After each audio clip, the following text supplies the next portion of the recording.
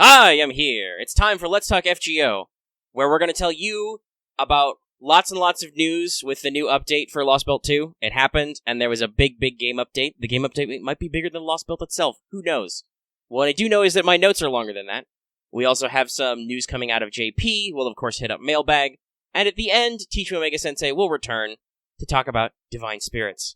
Hello, I am one of your hosts, Omega, and I come from a land of ice and snow. With me, as always, he's a human inferno. It's Lucky. Everyone, I hope you're enjoying Fate Grand Order, aka My Tears Are Frozen, but My Heart Burns On. And while we here at Studio Omega like to bring you the latest in FGO-related news and memes, we will be talking about current or future events for the JP and EM version of the game, so anyone not wanting spoilers, prepare to lay down and cry. Mm-hmm. There's probably going to be equal... By the way, I've stepped my mic down for my face a little bit. Hopefully audio editing reduces some of that down. But, yes, for anybody in the home, we're probably going to mix evenly our metaphors of iciness and also Napoleon jokes. Expect many, many ooh-la-las. Ooh-la-la. But yeah, so on the subject of spoilers, we'll give you the fair warning right now. Lostbelt 2 is out. We have both played it. Lucky is done. I am not yet. I'll tell kind of some of the story why, but also I just had other recording stuff to do. I'm about halfway through. So we won't do the whole deep dive today like we usually do for everything. And just even if we'd already done it all the way, we probably would have pushed it off a week just because we want to make sure that other people have time to finish too, you know? Give everybody time to finish, to contemplate, to think about stuff. Some people, might not even have started yet or whatever. Mm-hmm. But, we'll give some time to that, but that'll all happen later. So, real quick, now that we're in it, let me remind you that this episode is brought to you by our patrons like Aga Palmist, Blacklist OG, Carlos, Qua, Jeremy Vasquez, Kylie Denton, Nestor Flores, Rogue Robin, Shawnee P, some guy named Bob, Sodasan 0424, Siren23, and Video Gamer 75. If you like what we do and want to see us do more, consider supporting us on Patreon. You can get access to episodes early and lots of other goodies, and it really helps us out. Thank you for support, everybody. Thank you. Come on, get it! Get it! God, it's a little soft, but you got it? Well, that's because I was afraid of splashing myself, so I held it a little bit away. But no, of course, the time when I hold it away, it's perfect. I'm just like, that's how life be. Okay. Well, we have a lot of stuff. We have 7 pages of notes, not counting your lovely mailbag comments. Which we will talk about later. So let's just go ahead and jump into the business and check in with everybody's favorite skier, Mesh.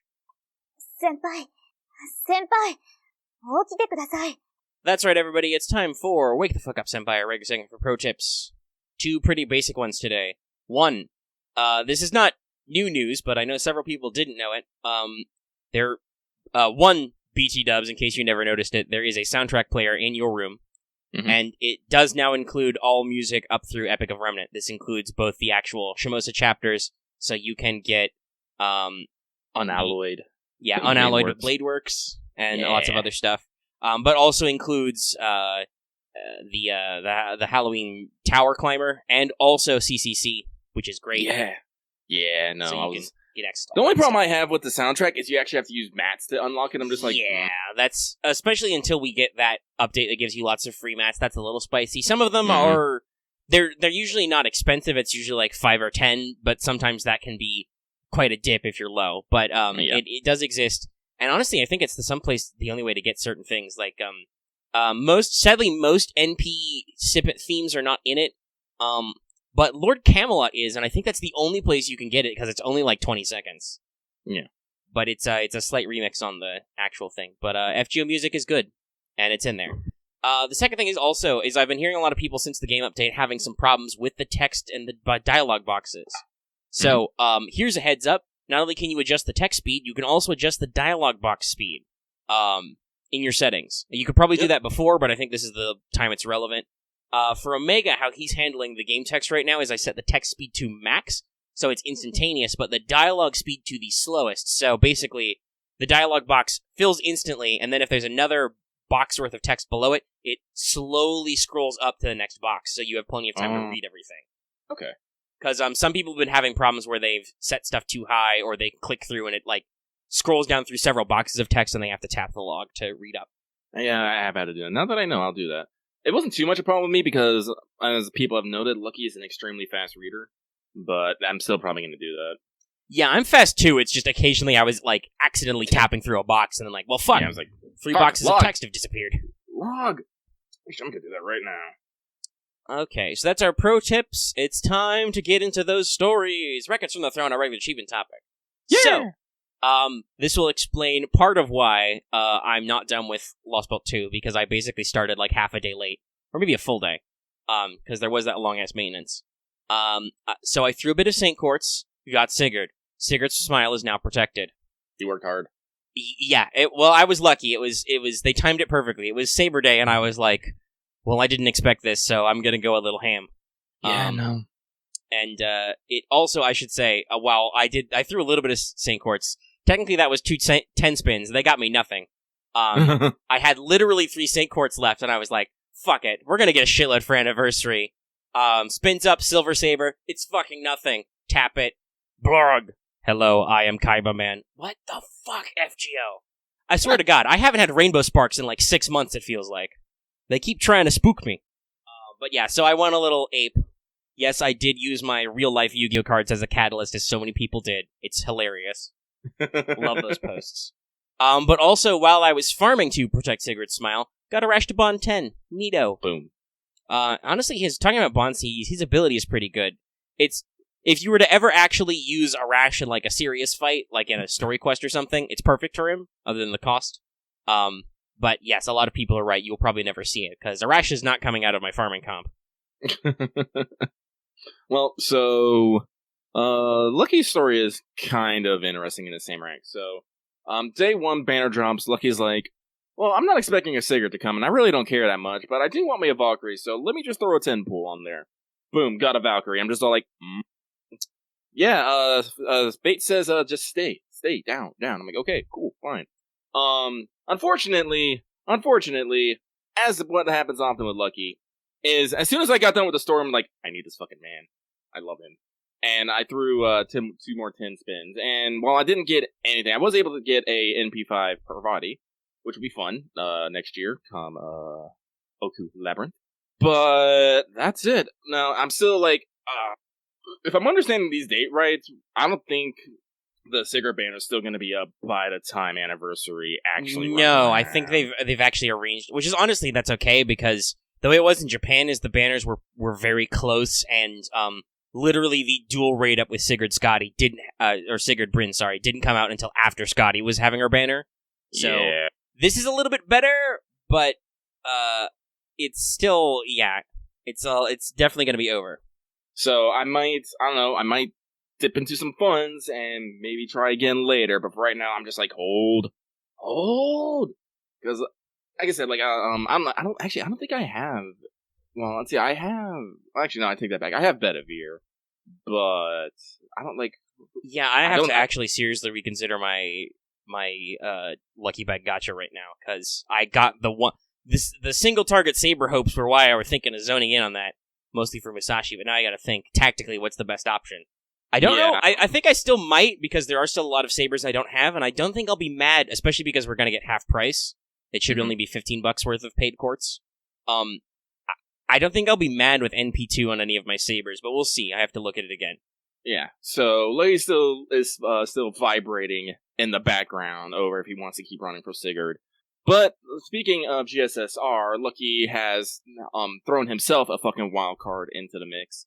As we go into not all the world's evil, but damn close, because Lucky, at some point, somewhere, somehow, some way, accidentally burned his Salieri. That's why you lock everyone immediately. And I could have swore I locked him. I usually do that just for the same reason. But apparently I just have this bad habit of burning fucking Avengers accidentally. This happened with my Gorgon back in Babylonia as well. My first Gorgon actually got burned accidentally. So I'm just all like, why? So, with getting OK to Alter, I basically just scratched off the extra class banner, because I'm like, there's nothing. Dantes would be cool, and I wouldn't be mind like an MP2, Melt, Kiara. But there's other things I want, specifically MHX Alter down in Berserkerland. But the lovely thing about this GSSR is if you roll on the extra, the only rare serving you can get is Salieri. So yeah, it's nothing but Salieri's. So it's just like, I'm on tilt a little bit. And Lucky's further on tilt, as he is a combination of sad and mad, quickly known as SMAD, as he was streaming yesterday, and mid-stream, I think it was not even an hour and a half in? Yeah, I think it's just over an hour. Yeah. The stream got hit with a community guidelines takedown. So this isn't this. So Omega had to actually show it to me and explain because Lucky didn't actually fully understand what this meant. But basically, what happened here is someone basically reported the stream as in violation of YouTube community guidelines, and unfortunately, because YouTube is literally too goddamn big. Yes, and also because they have a disclaimer that because of quarantine stuff, they are doing much more automated moderating. Someone reported it, and it just immediately shut down the stream mid-mitten. Now, luckily, YouTube is kind of nice and was like, listen, there's no strike or nothing. You don't got to worry about it. It's fine. You got to take down. Yeah, take down. And unfortunately, Lucky is one of those guys, sometimes I can keep momentum, sometimes I can't. Unfortunately, Lostbelt 2 is pretty emotional and hurts Lucky's soul. So, that stumble, he's just like, nope, I'm on the ground now. Well, so you were a little bit of a mad lad and immediately moved to Discord. Yeah. And then did the whole thing. You did the rest of the thing probably another hour or two in Discord. Yeah. And after that, you were like, I can't anymore. I'm done. Well, because the original plan was to finish LB2 and then start leveling and doing some interludes for, additional content. But I was just like, nope. No, you didn't remember what I said last week about big baby tears. No. Well, no, it's not that I didn't remember. It's just like, Lucky just the thing is like, oh, I'll be fine. I'll be able to handle. I'm man enough. Lucky was not man enough. Smash cut to Lucky crying in the snow. Oh, my tears are frozen. But, so, again, I don't know, I'm not necessarily, I think I mentioned, I'm not necessarily miffed that the stream got taken down, because, that's par for the course, and not too long a while ago, Lucky would accidentally delete his own goddamn streams. It's just like, but what concerns me more is that someone decided to report it, and it got taken down, and I'm like, but why? What did I do? Yeah, so I submitted a report that, it definitely wasn't, because it's literally just another FGO stream. They're our most popular. I don't know. Yeah. So, and I even posted in my note, hey, if a person looks at this, even if it doesn't get reinstated, can you tell me what it was? I'm pretty sure a person didn't look at it because 3 hours later, I got an email from YouTube. Hey, it's back. Sorry about that. Sorry it took so long. I'm like, is this supposed to go faster than 3 hours normally? Which on the one hand, good for them if it does, but also super skep for me. Honestly, I'm quite shocked we got it back up the same day. Yeah, I'm pretty sure it was all robots. I don't know if a robot pinged it or maybe somebody was butthurt about spoilers. I don't know. But I don't know. There was probably something in the stream that, according to robots, remotely resembled a community guidelines violation. They took it down. We poked the robot and said, hey, we didn't break anything. And the robot was like, oh shit, I guess you didn't. And it's back. So you can watch the hour and 16 minutes that were recorded before it was cut off. And I am just as confused and perplexed as Lucky. I just probably didn't say it as much during the time because I was in the middle of filming and editing other stuff, and I just happened to poke in a Discord at the moment when it happened and was like, oh shit, I gotta do some research, hold on. And then I popped open my mail and YouTube's like, hey, it was taken down for community guidelines reasons, and I'm like, what? Which reasons? What? Huh?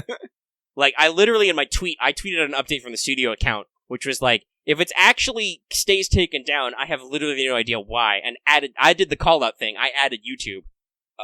We got no response because obviously it wasn't actually. But anyway, we'll have to keep an eye on that in the future. Mm-hmm. At the very least, their response to restore it was pretty fast. Yeah. Let's see. Do I have anything else? Nah, not really. Not about that. Again, my momentum got killed, and so people I think we had a good amount. I didn't even get to shill that much. I cry. Oh well. But that's all the world's evil. All right. Well, then let's pop in before we move into the news, of which there is a lot. Let's just really quick check in and ask you: did you finish your master missions? This one is pretty simple. They really want you to play Lostbelt 2. You need to defeat 15 enemies with the Heaven attribute, defeat 15 enemies with the Earth attribute, get 3 gems or statues. Doesn't matter what class, doesn't matter what rarity. Just get them. Get them.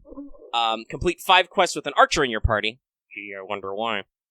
Complete 5 quests and complete 10 quests. You should have done it already, probably, if you're actually playing Lostbelt 2. If you haven't, it's really easy to accomplish through lots of ways. Yeah, so, I think it's time to go ahead and move into skelegrams. All that pregame stuff only took about 15 minutes. Lovely. Okay, so, hey, guess what? I got some 2 simple ones first. First, North America. Happy anniversary, 625. Have 30 Saint Quartz. Boom. This was announced on the stream. Nissan bamboozled a fuck ton of people by saying that just happy anniversary on the 25th. They were like, is Scotty coming the 25th? I was like, I'm pretty sure no. Like, I was like, I'm not gonna put it past FGO to be weird, but also I'm pretty sure they're not being weird. And later announcements have very clarified, 1, the date has passed, and 2, they announced actual anniversary stuff stream later. We'll talk about that at the tail end of this. But I was pretty sure it was just because year 1, FGO North America literally did not acknowledge the actual anniversary date. Like, nothing was said and nothing was given on the actual date we refreshed. So, I believe because they got a lot of community pushback that first year, FGO in English is making sure to actually be like, hey, this is actually the day when your server's opened. Here you go, have some Saint Quartz. We're also going to hit 1,100 days. That celebration will be basically between the 28th and the 29th. Have 10 Saint Quartz. Yeah! Yay. Yay. Honestly, I'm already... I went to 0 at the start of it, and I'm already back up to, like, almost 50. So, we're being a little generous. I also haven't tapped any, like, Lostbelt or many EOR free quests for Quartz, which I probably will have to make sure to do before summer. I really should. Jesus. So, here's the big one. Lostbelt 2 release campaign happening from the 23rd to the 6th of July. Basically, as we explained in the pregame last week, it's rolled out, there's a banner, there's some new mats, there's the master level increase, etc. And then there was the big one. So, we got our Unity update. We switched to FGO 2.0. That's literally what it's called on the notes there. So, that's cool. But we updated to the newest version of Unity, and we immediately got a bucket of quality of life updates. Here is a short list. It's a lie, it's not a short list. So, number 1. Follow function for part 1. You can grab support without needing to friend somebody. You pick somebody as your follow list. You can follow them and get their support in part 1 only. It's so that newbies can get access to high-level support setups to clear part 1 without having to friend old accounts who may be like, I don't know if I want to support this kid who's only got MASH in his support setup, because they're not going to help me during an event. So I'm gonna reflexively answer some questions probably in the mailbag. So consecutive battles is another new feature. Mm-hmm. You can, after completing a quest, you can immediately do it again, and you can refresh your AP from that slot too. I use this function a shitload while getting Saber Embers for Sigurd. It is the bestestest. TM, the bestestest. It's great. It's so good for farming. Holy shit. Man. So next up, the lineup function basically kicks in when you're team building immediately, so you always see everybody, you can move them around, and you can now swap both servants and CEs with lineup, so you can drag and hold servants and CEs and move them all around. It's great. Mash now gains a passive skill for story quests in part 2. She gives 20% bond, so you have a reason to put her in the back row. Maximum bond farming. Yes. Stargazer's Journey, I believe it's called. Yep. Here's another big one. You can now resume quests in the middle of dialogue. If your phone crashes or you got to close out in the middle of a cutscene, you can start right from where you started, or you can start from the beginning in case you accidentally fucked up your dialogue settings. That definitely didn't happen to me. Mm-hmm. You can now edit the delay of text boxes. So you have fixed delay and variable delay. I don't really know what they means, but you can fiddle with the technical stuff if it suits you. Mm-hmm. Here's another big one. You can now mark setups as normal or event. Your event setups will only be displayed when somebody is entering an event quest, which means even during an event, if somebody is doing normal quests, they still see your normal support setup if you set them that way. Please remember to do this, because it's pretty cool. So yeah, I immediately programmed my normal setup as my normal and my event setup as my event. So not that there's an event right now, but if there was, you could see my technical Gouda Gouda 3 setup still. I should probably start start thinking about my Summer 2 rerun setup. Oh yeah, that'll be a spicy one. Yeah. Servants with a true name system can switch between sets of dialogue, so you can once again make Moriarty shout "Subarashi" by hiding his true name. It's great. I think that's literally the only one anyone's ever going to do. You can auto-burn combat drops, not that you would, but you can. So there's now increased event support filters. You can now hunt for only MLB CEs. Great feature. Mm-hmm. So the game will now automatically display class advantage and will move you to a good class in the support selection. I've noticed this a lot in story. If you click on a place that has, like, assassins, it'll automatically start you searching for caster support. This has saved Lucky so much. Yeah. It's so goo. It doesn't work on question marks, though, as Omega found out when he accidentally brought archers to fight a Valkyrie, thinking he was fighting a saber. Whoops. Had to redo that one. Let's see, where was I? You can auto-select materials for enhancement, so you don't even have to manually pick them. You can just tap auto. It does all the things. It fills up automatically. Yay. Yay. You can set your present box to always display important presents, so even if you've got your shit filtered out, it'll display rewards that have a limited time. When you copy a party, your Mystic Code is now selected. Here's another big one. CE filter added! Looking for a specific CE? You can filter by lots of effects. They don't have them all. No, and I've noticed that some people have complained that there's, starting NP and actual NP gain are both listed under NP gain. Like, so they're a little weird, and hopefully they can correct some of that stuff, but it's better than nothing. Oh my gosh, there were so many times where I'm, like, hunting for a specific CE, but yeah, this should help you clear up that a little bit. Mm-hmm. Definitely.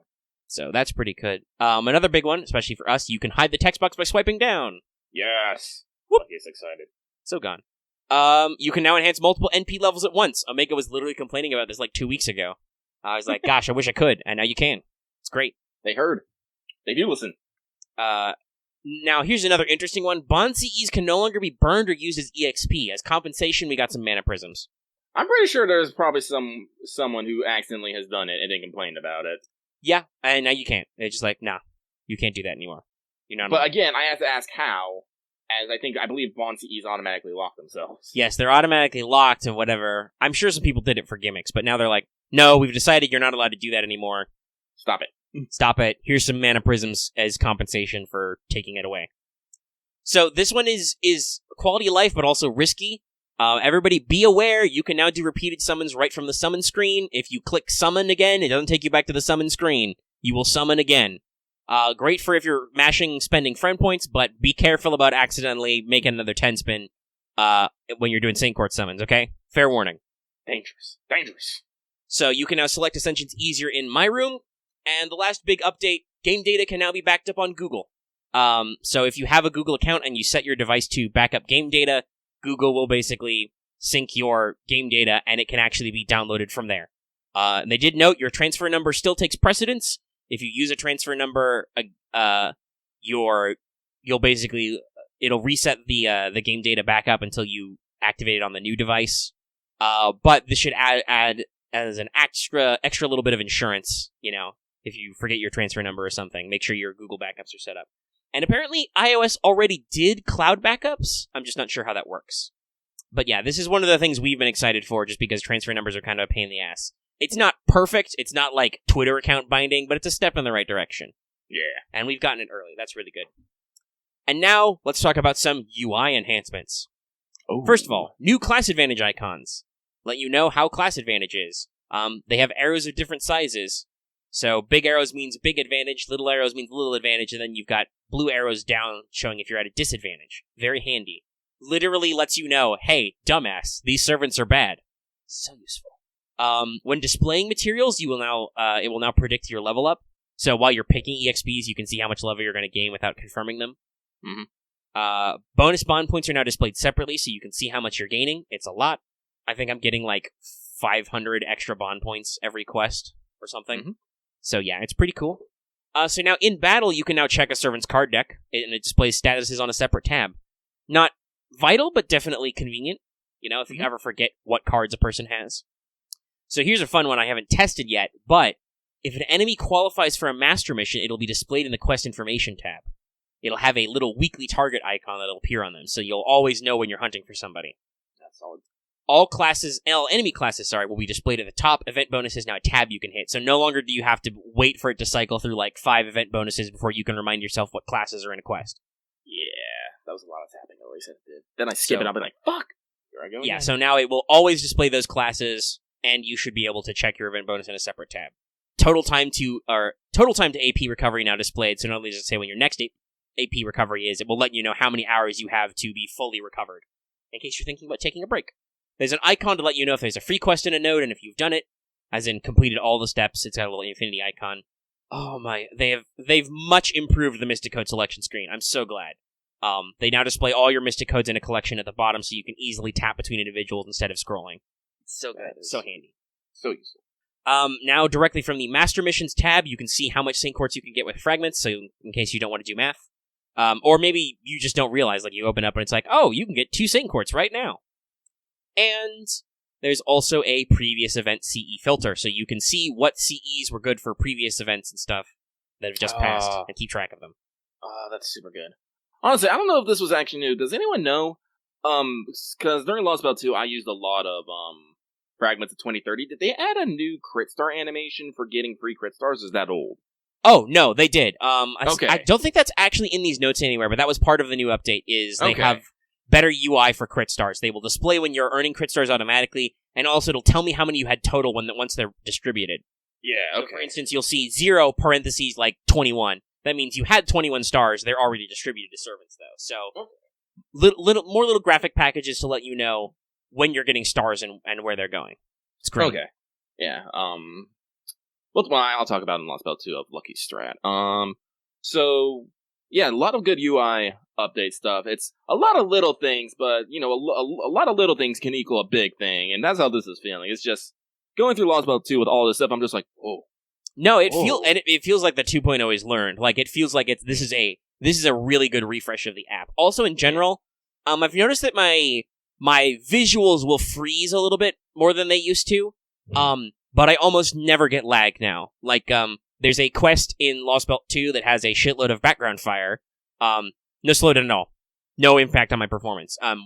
I haven't tested out Camelot, but I felt like if it was Camelot with all that sand, that would have bogged my performance. Like, those quests were awful for me. So, a little ups and downs, but in general, also loading and performance seems way faster in this new Unity version. Lucky, you notice any performance increases on your device? Definitely in the background, I want to say. Things just seem smooth. Like, honestly, I can't really talk about combat animations at all, because unfortunately I keep them at times 2 speed, and cry because I still don't understand times 1 speed. It just feels so goddamn slow to me. Yeah, I've stopped doing times 1. I keep my NPs still on slow. Yeah. Just because it's too much of a pain in the ass for me to pick individually which servants are double speed.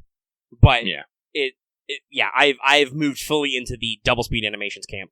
But like, it's they still just look like, cool. It's just ugh. God, give me FGO, please give me 1.5 speed. I think that'd be nice. Yeah, 1.5 would be a good speed. But performance, like, no, things like, I would say things just feel overall smoother, but I can't really like point out anything specific on my end. Yeah, I think it's just generally an engine is better running. Yes. It goo now. It goo. Thank goodness. And also that means that hopefully, because we're on the same version of Unity that FGO JP is, we can once again start getting some of this quality of life even smoother, faster. Mm-hmm.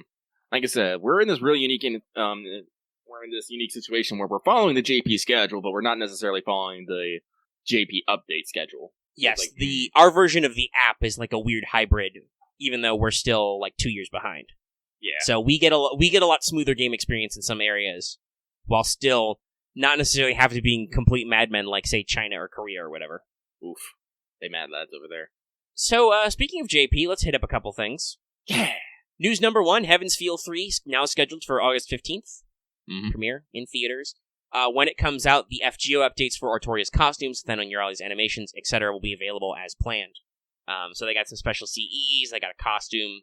That was then on Urali's animation updates that were announced, like, way back around when Lostbelt 5 Part 2 came out. Like, I think shortly after that, they said they're going to get animations, but that's tied to Heaven's like Feel, so January. since the movie was rescheduled. We'll see if it continues to be scheduled then. Please. So, and then they've announced that there will be basically the June game update for FGO. It'll happen on the 29th, so basically it's almost like a July update. Who knows? It'll give them some new quality of life stuff. You can now access the CE filter during enhancement. There's going to be 2 new main menu buttons. One of which is called Terminal, which will return you to the main menu screen without having to hit back. And one of which will be just to take you to the last place you were in the story. Ooh, that's nice. So if you have to back out, you can immediately cut back to where you were from the main menu. Also, you can adjust NPC speed settings individually mid-battle. So not just can you do the double speed or regular speed, you can also do the first-time settings and stuff. Oh, okay. They've announced that this will come with Interlude Campaign 13 and a banner, but no details yet. So we don't know who's getting interludes and who's going to be on the banner, just that it will be a banner and there will be Interlude Campaign 13. Might be spicy. Who knows? We're getting pretty close to Anniversary. And Summer 5. Well, not in Summer 5 necessarily, but we are in the middle of the Summer 4 rerun. So they've announced the second banner that happened pretty fast after. Nothing's crazy new, but they did give Bunny Artoria a strengthening. So she has a card shuffle skill that was originally basically the Mystic Code card shuffle on a slower cooldown, but also increased team's critical strength, I believe. Or maybe even Star Gen, I don't remember off the top of my head. Now it has some added effects if you do her strengthening quest. One, it lets you target an ally. It will exclude one of their command cards one time. So basically they will lose one of their command cards, will not be included in the new shuffle. Okay. And she also now buffs the team's NP gain for 20 to 30% for one turn, and the cooldown has been reduced by one turn, so at its lowest it's now 5 turns. So every 5 turns you can shuffle and throw away a certain servant's card if you don't want to see it. Oh, that's so much better than the CE, though. Shit. Oh yeah, no, it's way better than the Mystic Code. I mean, yeah, the Mystic Code, excuse me. But yeah, no, it's they've really improved it. Summer really does seem like when they get experimental with a lot of their gameplay. This year we're going to see Summer BB for the first time. Lockdown. Yeah, who has the ability to freeze the command card stack for 3 turns. And then in Summer 4, like we said, Ruler Artoria has card shuffle as an ability.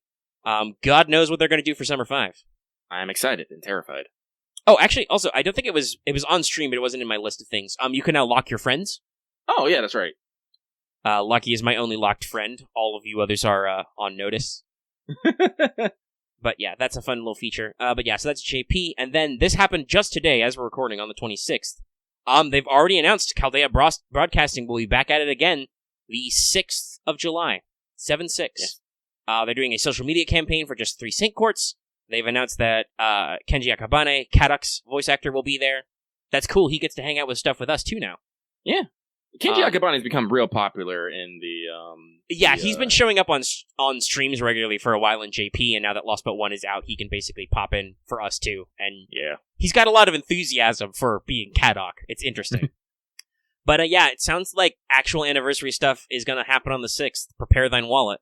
GSSR and Scotty. Hopefully it will also come with the cavalcade of 11 billion Saint Courts. That I'm going to do 1 10 spin for Scotty, and I'm immediately going to pocket it for Summer. Because I don't necessarily care about your quick memes, guys. Though, Hawk Scotty is very interesting. We'll talk about that later. Okay, let me look at it. We're at about 35 minutes in, Lucky. We're done with the news. So, why don't we do a little bit of an intro for Mailbag? That's right. We're going to do Let's Talk FGO Mailbag, the segment where Lucky reads your lovely, lovely comments, and we talk about them. This week, we have a full bag, as usual. Coming in at, let's see, 33 here? Yeah, 33. 33, yes. Now, unfortunately, Lucky is going to have to give you all a bit of bad news here. As much as we like reading, we have discovered that if we read the whole thing, we will be here for literally 2 hours, and it leaves our back end a little squished. So, unfortunately, for this week's Mailbag, and probably going forward, unless we want to chop it some more, we're going to be limiting the time spent on Mailbag to 1 hour. Yeah. So I said, before we start counting the hour, I want to say that's, especially for the next couple of shows, that's very important because we've done shows about Lost Belts that have already taken 3 hours without a mailbag in there. So unless we want the show to be 5 hours, we have to be maybe a little bit more time conscious. And well, generally we've had positive response to mailbag being as long as it is. We do want to kind of experiment with maybe trying to streamline a little bit, just for ourselves. Hey, Lucky, now it's the mailbag power hour. Oh shit! If you don't get the joke, just go on our channel and search Anime Power Hour. All right, so Lucky has a timer. He is setting it for 1 hour, and we begin now. Omega will immediately delay by saying that this is edited, so it will probably not be literally an hour to you guys listening. Just heads up. Heads up. So, first one comes from Alias. Simple questions from a simple man. Thank you very much. My question is as follows. Do you own Fate merch outside of figures, i.e. keychain, standees, or the like? Lucky does. Technically, so I can go through a quick list. So, while I do have a lot of figures, Lucky also has, some posters. Like, he got the Apocrypha Wall Scroll from, Sakura Kong, along with an FGO poster. Both of those are signed, one by Shiokawa, the other one by Rumia Okubo. He also got the 2 cloth posters from Xtella and Xtella Link. He was able to pick up a little movie board thing from today's menu for Emiya's family, which goes on his Fate wall. He actually has one of those. And he also has a movie board for the first Heaven's Feel movie. If we're talking about other Fate things, I don't know if I would necessarily call Fate Xtella and Xtella Link merch, but I did get the special edition, so they have these nifty little cards in them, and like little other things. Like, there's another little standee with, like, Skahog, Nero, and Drake on it. Yeah, I also have right now. Yeah, I also have a Medea standee as well that sits on my desk and helps him cast their moves. I think that's it for Fate merch on my end. Yeah, and Omega's collection is basically, because I actually don't own any figures, Omega's collection is basically a subset of Lucky's. I got both the special editions of Xtella and Xtella Link, so I have the cloth posters, the little Saint Graph cards, and my sweet acrylic standee that I'm looking at right now. Mm-hmm. It is a sweet acrylic stand. But simple questions from a simple man. Thank you very much. Moving on. From Siderin, just had a vacay with the Backspear boys, and the BBQ was lit. Fire! And they say, hey, Studio Omega, always a blast to hear from you guys. I was wondering if you guys have heard of a PC game called Battle Moon Wars. It's a grid-based technical RPG with Tsukihime, Yokai, and Heaven's Feel Path of Fate. Thought it'd be fun to bring up since you guys had an interest in other Fate games and other genres. P.S. Might be interesting to stream, just to put it out there too. Thanks for all the laughs, and don't forget to wash them hands. So, Lucky will say, I have heard of it. I've heard of it. Mm-hmm. Never played it. Same. Is it official? I thought it was a fan game. I don't know, though. I don't know. We'll have to double check. But who knows? We will find out. So, Siderin just had a vacay with the Backstreet Boys, and the barbecue was lit. Thank you from what? So, next one. Alias, the man with a plan. Solid. Hey guys, love the show. We love you. My question is, what is your advice on handle the GSR coming? How will you guys be personally handling that banner? Thanks for the great show. I kind of fumbled my words there. I'm sorry. I apologize, man with a plan. So, we are. I do want to actually try and still get through everybody. But, so GSR, as I said, GSR, like, easily the best way to do this, we do this a lot in our Discord, is literally find the list of the SSRs available on the GSSR. Then basically just start marking which ones do you want, which ones do you don't want, which ones do you like would be okay with like particular more MP levels, which ones you would not. Look at your spread and then make a determination based on like what are your chances. Because remember, GSSR just means you're going to get something in said class. It doesn't guarantee you a specific one. So if you want to get something new, in particularly, you got to make sure that you roll on something that you don't have a lot of SSRs in specifically. I should definitely say a lot of people try this and get disappointed. Do not roll GSR. Do not roll the GSSR specifically trying to get a single servant. Yes, don't go for one person. But if you have several people in a category, like I said, the mathematical method comment on our Discord. I've posted the chart, by the way, for the upcoming one to the patrons, so you can do it again. But the mathematical method is a good way to objectively look at what you've got and what you want and what you don't want and figure out where's a good strike zone. Mm-hmm. Like Omega said, I now have 1, 2, 3. Yeah, that's still 3 sabers? Yeah, no, 4. That's right. No, it's 3. That's right. I'm dumb. So 3 sabers, which is about on par with most of my other categories, but I still like a lot of the sabers that I don't have and wouldn't be mad about NP2, so Omega might still roll on saber. I don't know. The short version, I think, though, not to cut Lucky off his options, I'm sure he'll tell you that story in a second. The short method, though, is follow the dick in your heart. Yeah. I honestly, if you're trying to go for somebody, just go for them. And remember, We live and die by the gotcha. Like, honestly. Omega has told the story of how he hasn't seen Rainbow Sparks in like 6 months, but also last year I did this New Year's I did the GSSR and got 2. Yep. So Lucky right now is probably gonna roll on Berserker, just because he wouldn't mind a Golden Boy. He definitely wants a MHX altar. He wouldn't mind a Hijikata, and he wouldn't mind a Ku altar. Lucky will get mad, though, if he rolls another fucking Vlad. He is the cornerstone of, I'm just gonna end this whole goddamn thing's career right now. But he's at MP3. I'm like, no. No, you don't need any more of that action. No. Let's see, Lucky cries eternally. The only Lancer that he truly, truly wants is Karna, and it is literally the only SSR Lancer he does not have. Literally pulled an Enkidu, a month ago? I forgot what I was rolling for, but I'm just like, I'm dead, I'm dying. I have literally all Lancers but Karna, and I can't fucking handle it. And let's see, we have 7 Lancers. That's 1 out of 7. That's I mean, you say that. I have a shitload of Lancers. I'm definitely not rolling in that pool because I already have Karna, Aresh, and Kidu, and I have an NP3 Tama Lancer. I don't know if much like with Vlad, I don't know if I could deal with 4. Yeah, so I think it's a 17% chance, 15% chance to roll Karna. I'm like, no, I'm not playing those odds. Same with Sabers. I want me a Sigurd, but let's see here. Don't you have NP5 level 1 Artoria still? Yep, I do. But I said there's Prototype, Arthur, Okita, and Sigurd in there. I'm just like, I wouldn't mind MP2, Bride, Musashi, or Void, but I'm like, anything else, I'm like, And extra kills me, because again, as I said, I burned my Salieri, and that's a good way to get Salieri, but at the same time, I have NP5 John in there, and Lucky still doesn't want a Holmes. He's like, no, do not want. Okay, Omega has to do some thinking, because now Sabers are technically in a lead with 3. I only have 2 of the Archers. I only have 2 Assassins and 2 Berserkers. None of my Assassins are AoE, so I might roll Assassin and hope for, Shujinkui or Semi, and be okay with the Kabahime or MHX. And I guess if I get MP to Jackergrams, I have to suck it up. Luckily, starting this year, GSSR should only be half price. They should be about $15 worth of quartz, which is a lot more manageable for a lot of people. So I will feel better about my investment.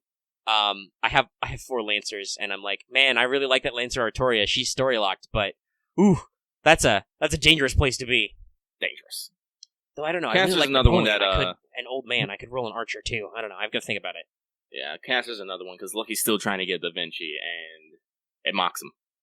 Da Vinci mocks him. There's a lot of casters. Honestly, I've got 4 casters, and they're really good, but I don't have Tamo, and I don't have, Caster Nero and stuff. I'm like, I could try, but do I really want an NP2 Merlin or an NP3 Stacy?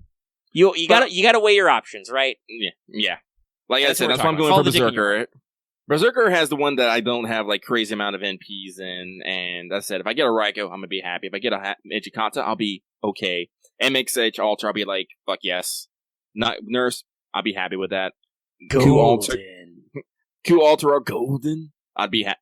Well, I'd definitely be more happy with Golden rather than Q Alter, but the only one that I'd actually be mad at would be Vlad. So yeah, okay, yeah, fucking. Ryder's actually probably not that bad a choice for me either. I think I'm half and half there. Let's see, I got Maid Alter, Ozzy, Meb, and Drake. Yeah, I literally have a 50% chance. And I would like a Lucinason, but I said I'm still going to go for Berserkers for maximum saturation of I'm okay with this. Well, and you gotta, right now we have permanents in the pool too. I think in the next couple of futures we're eventually going to narrow that down to just limited units, which probably is a little more risk-reward. But with permanents in there, you got to think about, I could roll Archers and maybe get Napoleon or Moriarty. But if I got a Napoleon, or an Arjuna or something, I'd be kind of like, but you're permanent, though. I could have got you anytime. But okay, we've spent quite a decent chunk of time working on that one. Yep, we will keep going. So, thank you, the man with the plan. I appreciate you. This next one comes from Mysterious Nightbot X. Dear Lucky Omega, I'm just here to say that I really enjoyed the show. Keep up the good work and wish you all the good pulls on Gotcha. Well, thank you, Mysterious Nightbot X. Same to you. Thank you for your comment. Next one. From a man who plays too many arrow gays. So, Lucky Omega, today I wish to know if you could have a single talent from across the entirety of Nonsuverse, what would it be? Talent or skill? I'm not sure. I would like you to perhaps rephrase the question. I don't know necessarily what you're going for, because there's a lot of talents. So, like, I don't know, maybe I'd like to be fucking immortal, I don't know. There are quite a few people in Nasuverse who are just basically just like, you're fucking invincible, dude. Yeah, that would be cool. Yeah, if we're talking skills, I guess, like, just immortal, why not? Fuck, Lucky can handle it. He's fine. Let's see here. Okay, so, I don't know if he wants to rewrite with that, but, immortality's nice. I'm okay with that. As long as I have someone else to be immortal with. That'd be cool. So, a man who plays too many arrow games. Thank you very much. Next one from That Guy Finally Got Ruler Artoria. Congratulations, my dude. They ask, hey guys, I'd like to ask you what kind of changes in NP animations would you like to make? For example, we've been seeing a trend of face scenes in new NPs. So what would you guys like to add? More theme music. That's it. That's all I got. I don't know. NPs are cool. Yeah, theme music is good. Lucky the front-facing sprites are neat. Let's see here. I don't know. Napoleon's got that dramatic triple cut. That's kind of cool. Actually, fun fact, I went through this entire fucking Lostbelt. I did not see his, Really? Yeah, I didn't see his, no. I assume you used him as, even though you used him as story support? Yeah.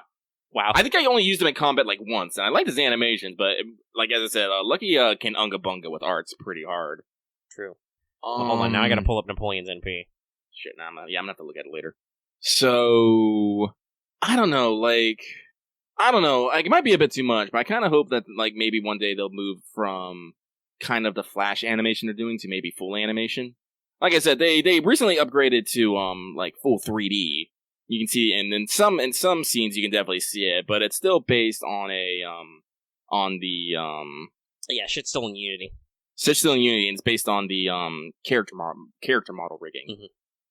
So, I think it'd be cool if they actually went to full animation. Or maybe like full flash animation. That'd be cool. Yeah, I get some more fluid animations, some original animation, more theme music, and, I don't know, just, there's a lot of really expansive NPs that are really cool. Like, hey, guess what? I've been using Abigail a lot for this, so, her NP is still really cool, which combines the theme music with the face sprites with, super sweet cosmic visuals. It's a very high quality NP. Still my favorite. But that's Robin. You didn't know you just got here late. Lucky's already said he's done the Lostbelt. He's done already. He's done. We're not gonna do the full spoiler dive though, because Omega's not done. But yeah. So that guy finally got Ruler Artoria. Congratulations again. Thank you for your comment. All right. Let's see here. Alias, Crimson Warrior of Magma. Ooh, fire. Hot. Spicy. Question. What NP or server battle animation is your favorite looking through NA or JP? Mine is Spaces are for NP and Rescue Call for attacks. Thanks again. Favorite animations? Well, as I said, what you just said, Abigail's is top fucking percent.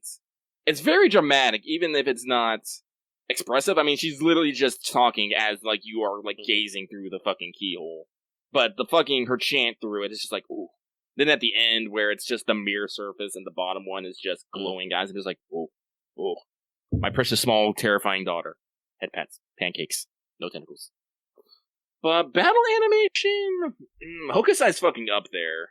Yeah, Hokusai in general is a big win on both counts for me. I've said before, I've also been using Hokusai a lot. Never get tired of painting giants, painting waves. But the new version of Karna's NP, the new version of Vasavi Shakti with the forward-facing sprite, that's a really, really good look, though. Yeah, there's a lot. I don't know. I haven't got a chance animations. I don't know. That's hard to pick. There's just so many. You see them all the time. Hokusai's is a good one.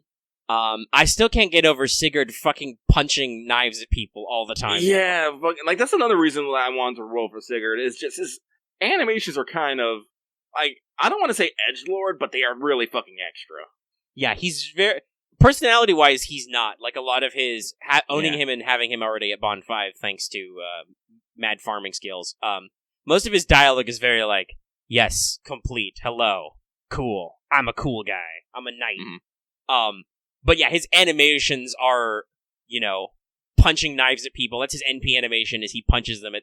And, like, his dialogue is like, time for you, activating my special move, stuff like that.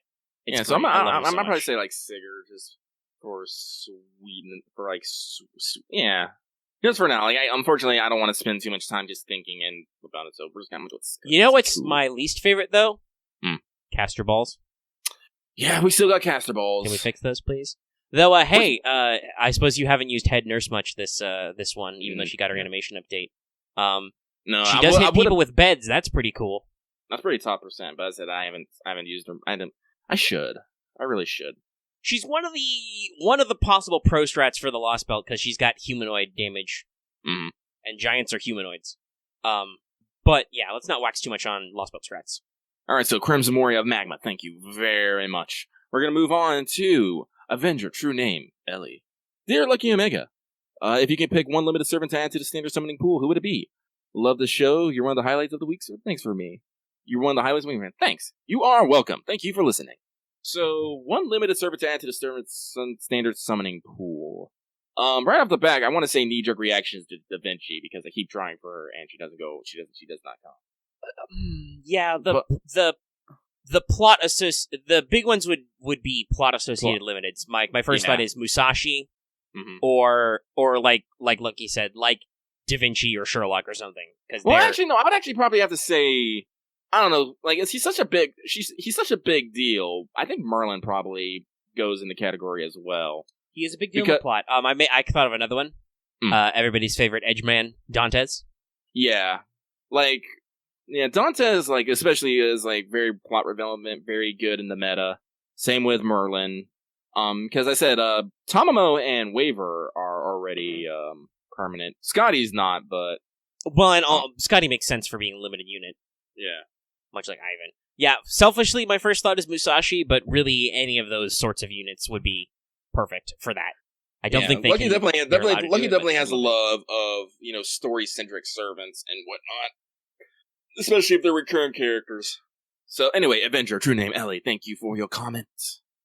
So this one, not necessarily sure if I want to go straight into it. It's one of those things of it's just like, well, I can do half of it. I'll do fucking half of it. So this one's from Luck Rank EX for Scotty. Hey guys, another week, huh? My question is to you to summon as, if you two were summoned as a servant, what would your classes be, and also an interesting MP name?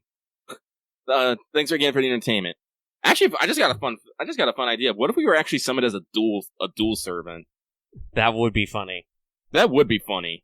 Just us with our mic arms. Mm-hmm. Yeah, actually, yeah. One of our attacks would be me doing the intro too loud. Mm-hmm.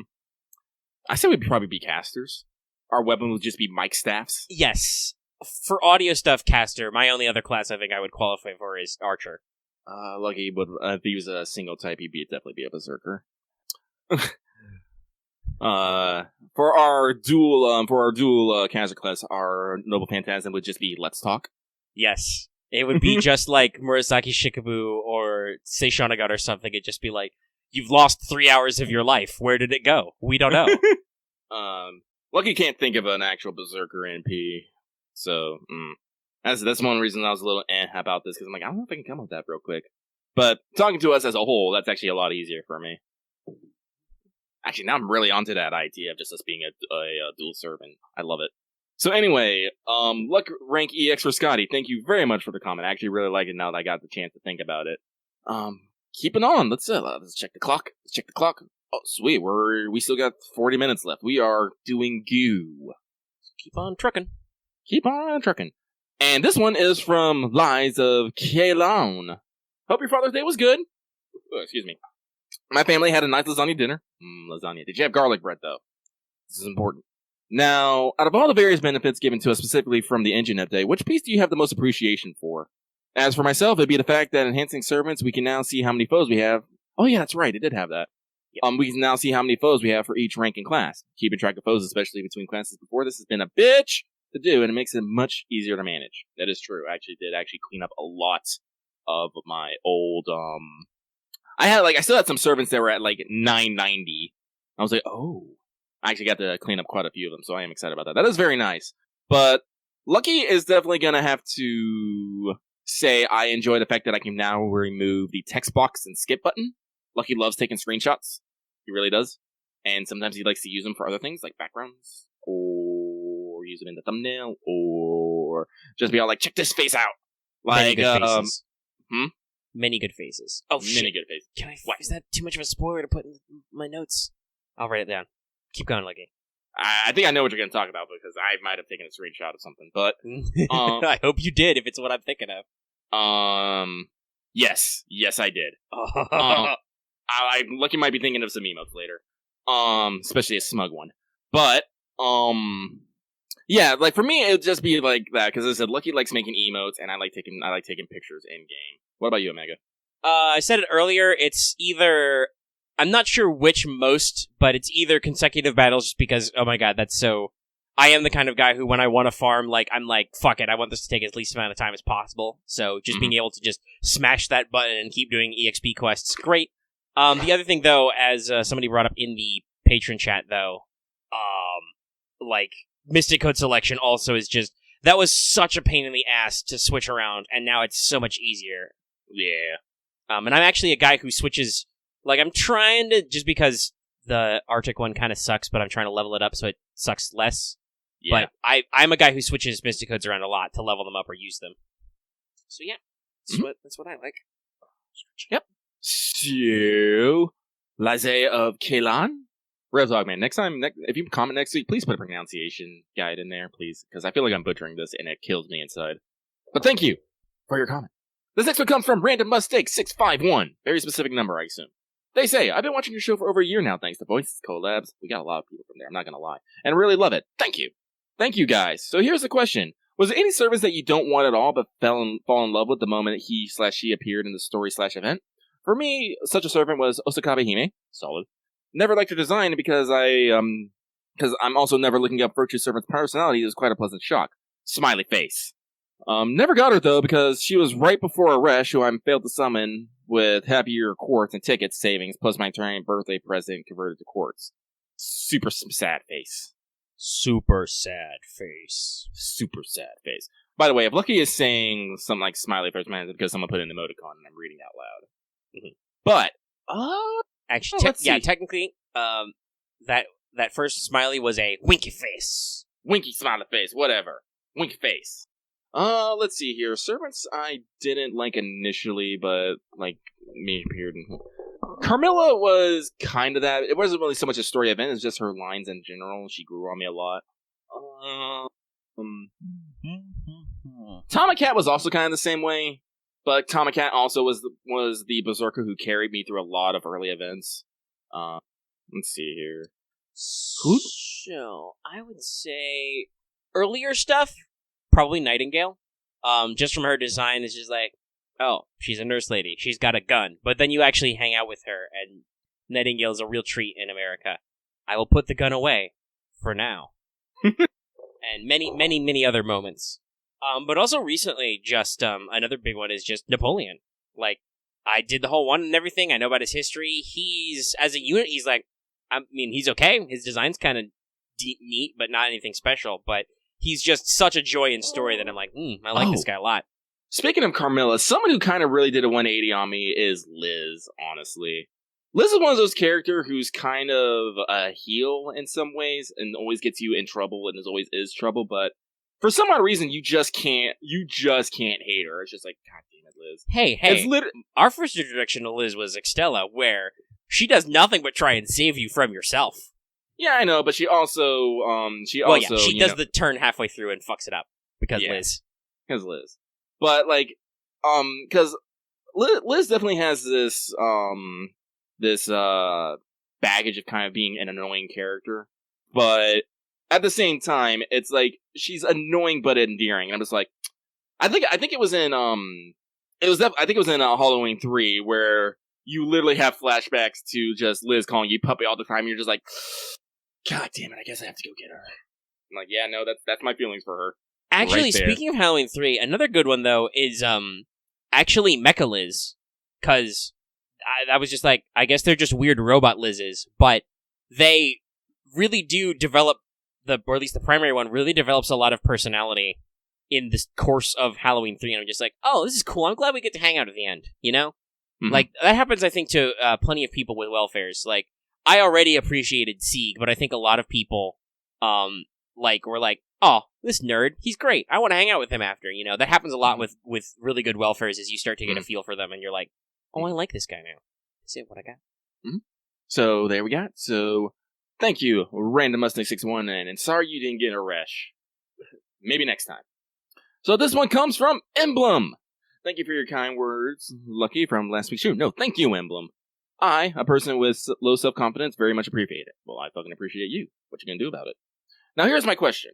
If you listen to music while you farm events, what genres, artists, it could be from any of the three, do you find yourself listening to a lot? If you don't listen to any forms of music while farming and whatnot, that's perfectly fine. It's just my curious mind got to thinking as I'm listening to Daughtery while farming for the last horseshoe I need for Sigurd.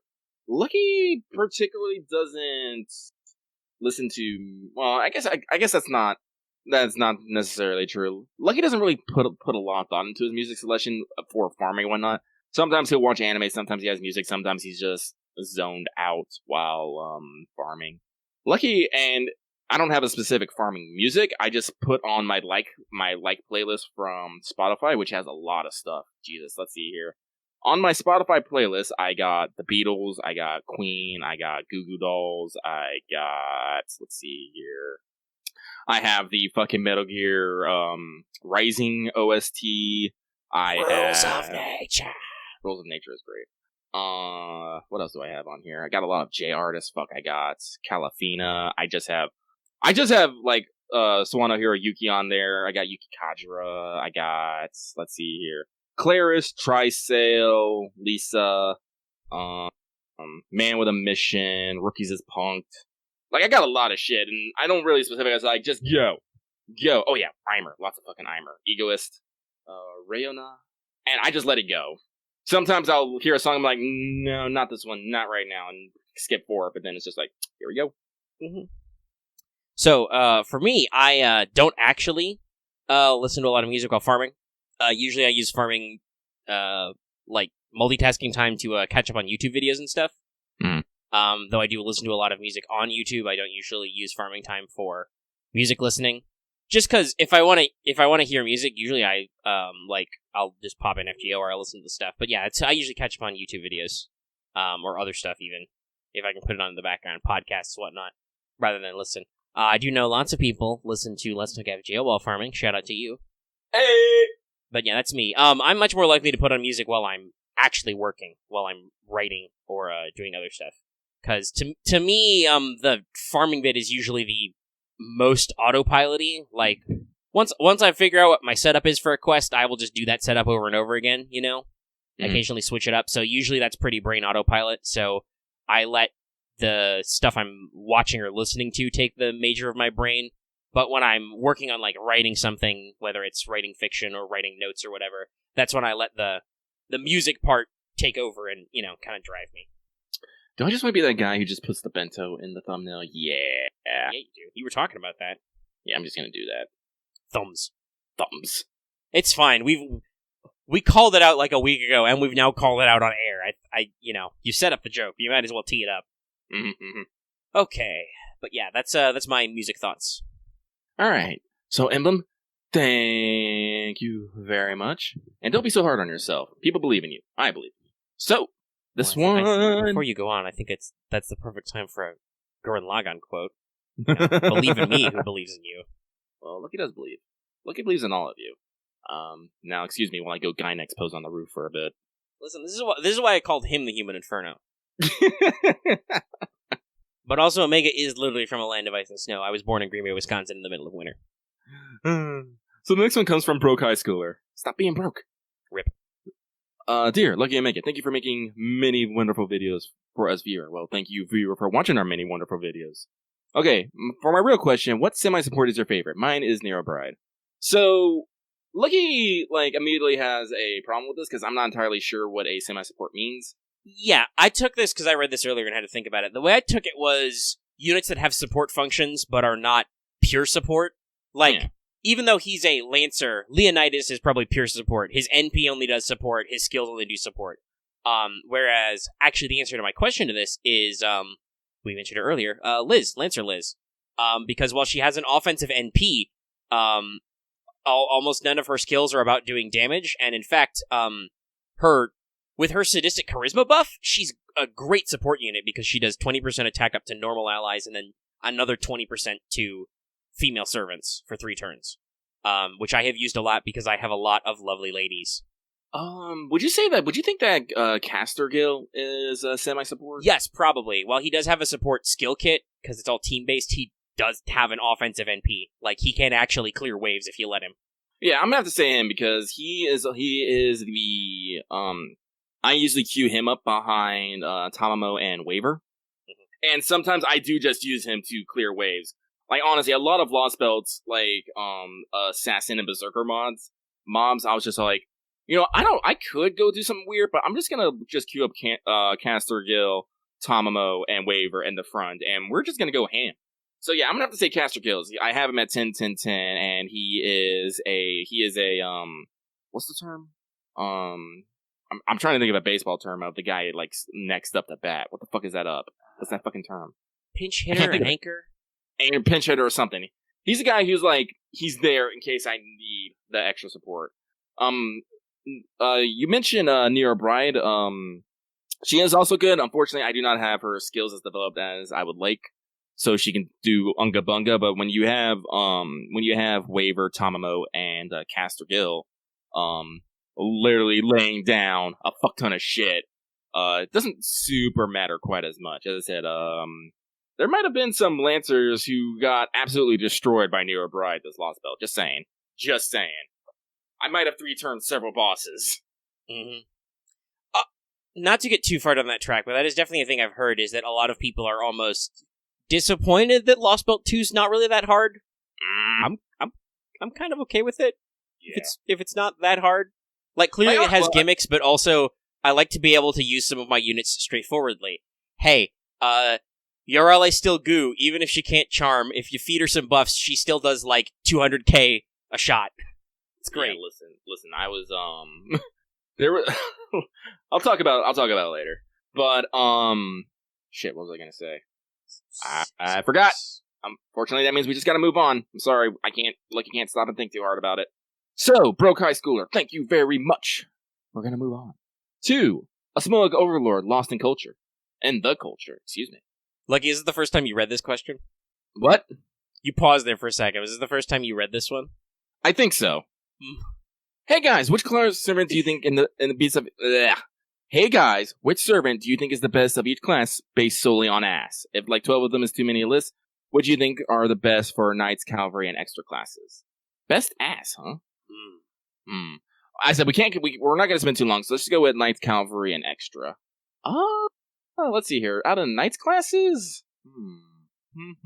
I believe what this smug overlord is fishing for is probably Astolfo, Saber Astolfo, and Invisible Double Secret Ruler Astolfo. Probably. Let's see here. Lucky's gonna take a cheap shot. I'm gonna take a hella cheap shot. So for knights, I'm gonna say Lancer Raiko. For cavalry, I'm gonna say Boudica. And for extra, I'm gonna say Kiara. Dangerous. Mm-hmm. I mean, okay, for knights, Bradamante has a very well documented rear, but so does Lancer Artoria, especially the Altar version, so I'm gonna go with that one. Mm-hmm. For knights, Knights behinds. Boudica's a very bold choice, yes, but... Yeah, I said but. I mean, it's a tough one. I shouldn't think too hard on it. Yeah, don't think too hard on it. My instinct, though, is that Lucha Nason has a very well-developed upper and lower body musculature, so let's go with her. And then, extra can be harder, but let's think about this for just a second. I could joke and say Ketz again, but that's cheating. And we know, there's no contest, we know Jean is all about the Holy Bust, so we'll just leave her out of it. Well, you know what, since I didn't mention any Rin faces yet, let's just cheat and go with Space Ishtar. It's that bodysuit, it's the spacesuit, the skin-tight spacesuit, dudes. Nice. Alright, there you go. So they also say, P.S., nice dice rolling. I can't pronounce your name, Listhea? Listhea Smug. This is the person who keeps telling me to put in smug emotes. I'm like, no. Well, we took away the one smug, so. So, a smug overlord lost in culture. Thank you for your comment. Next one is from the newest member of the Napoleon Fan Club, Card.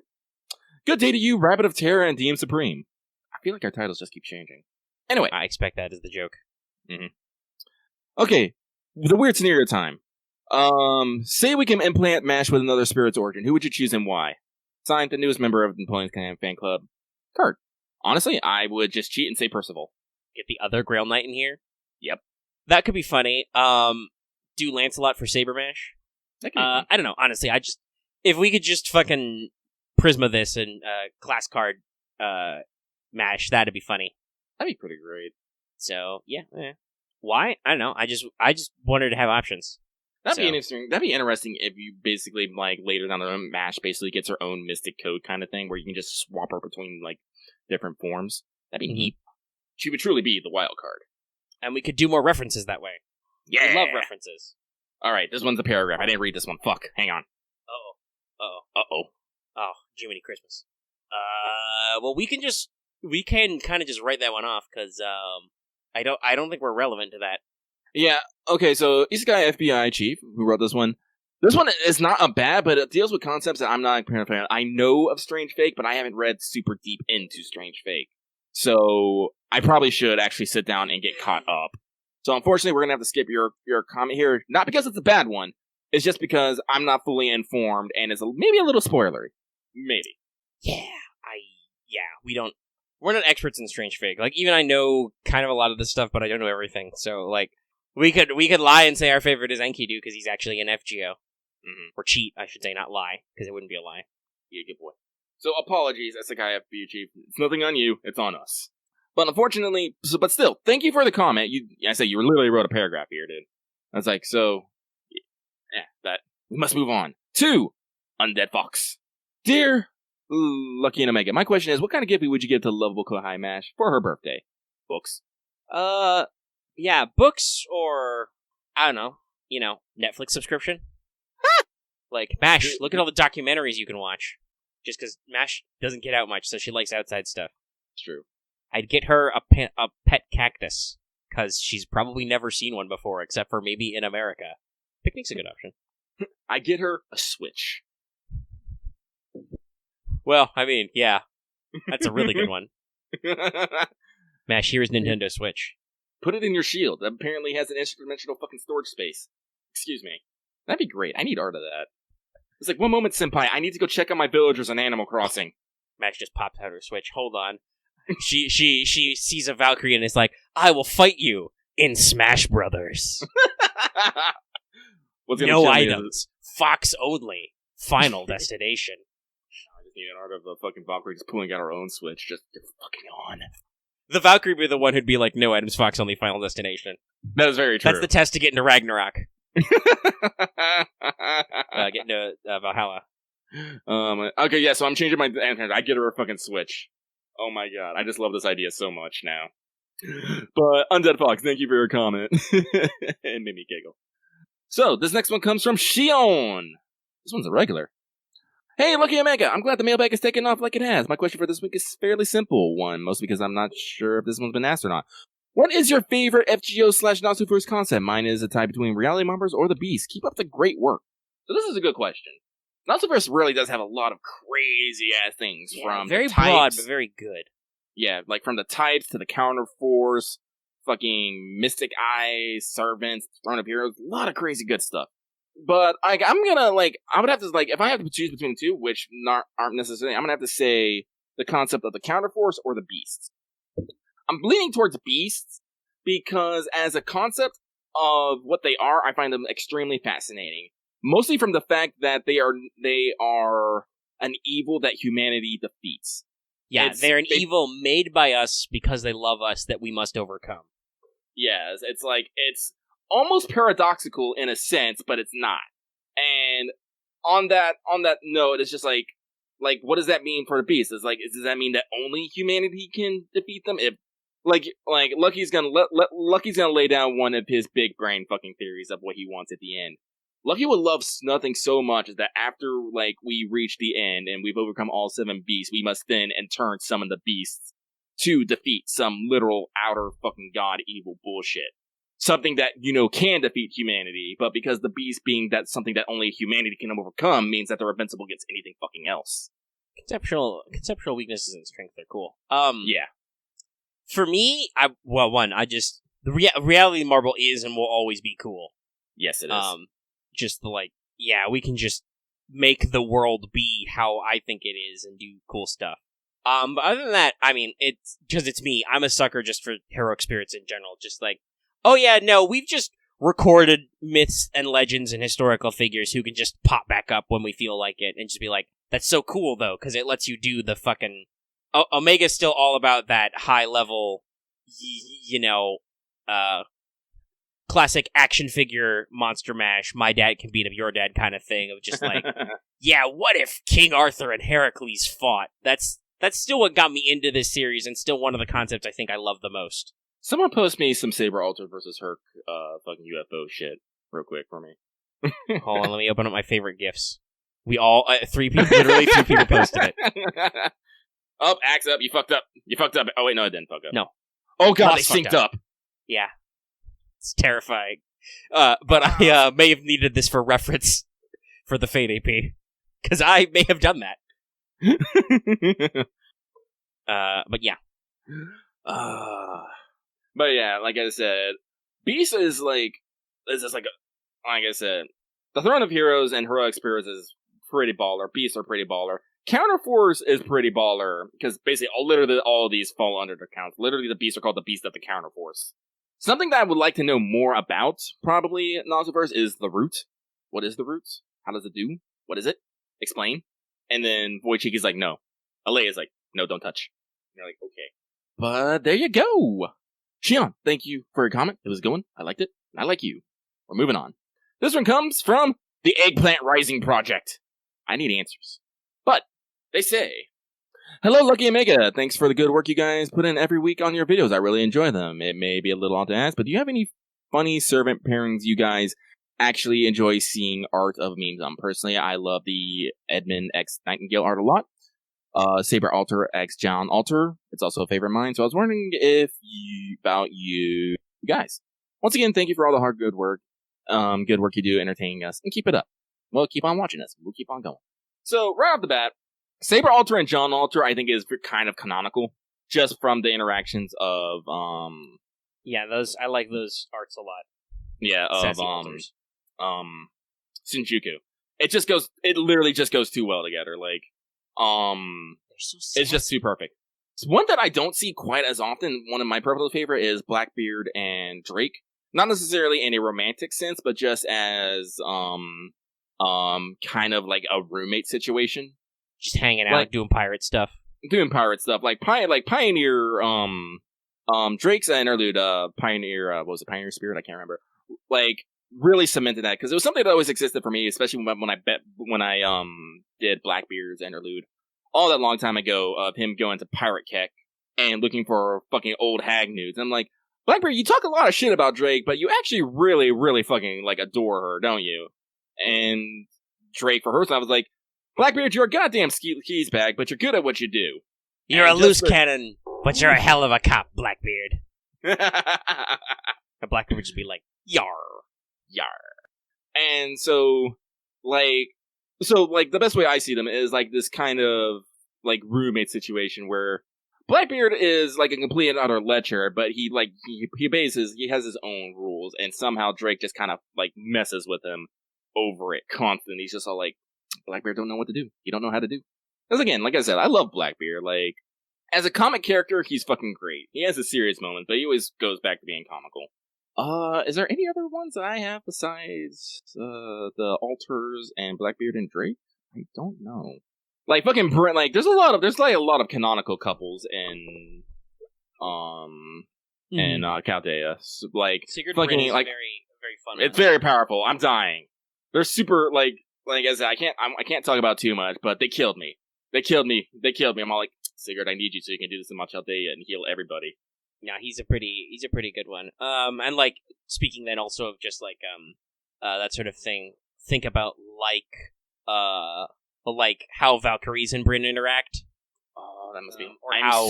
I'm lucky. We'll be spending like, until he gets the max limit break of the fucking Bren, Valkyrie CE done by Pochi.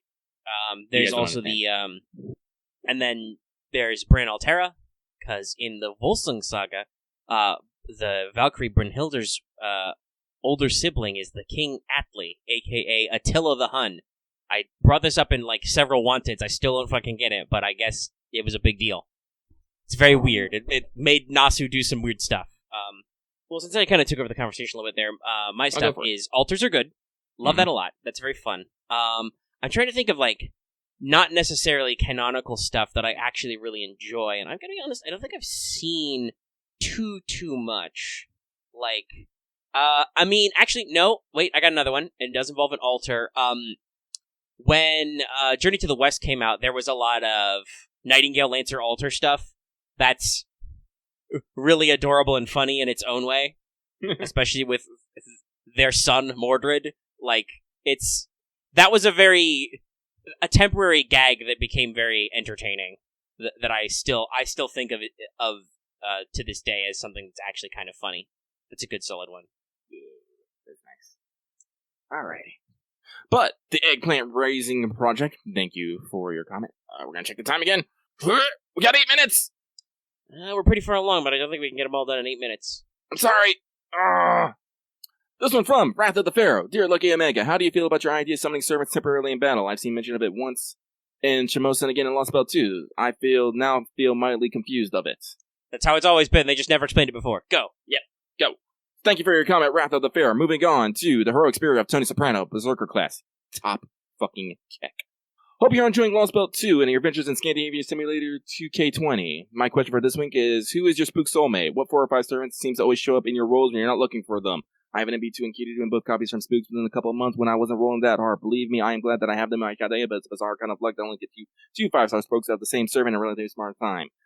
Fucking look at the guy with the fucking NP 5 level 1 Arteria. Omega.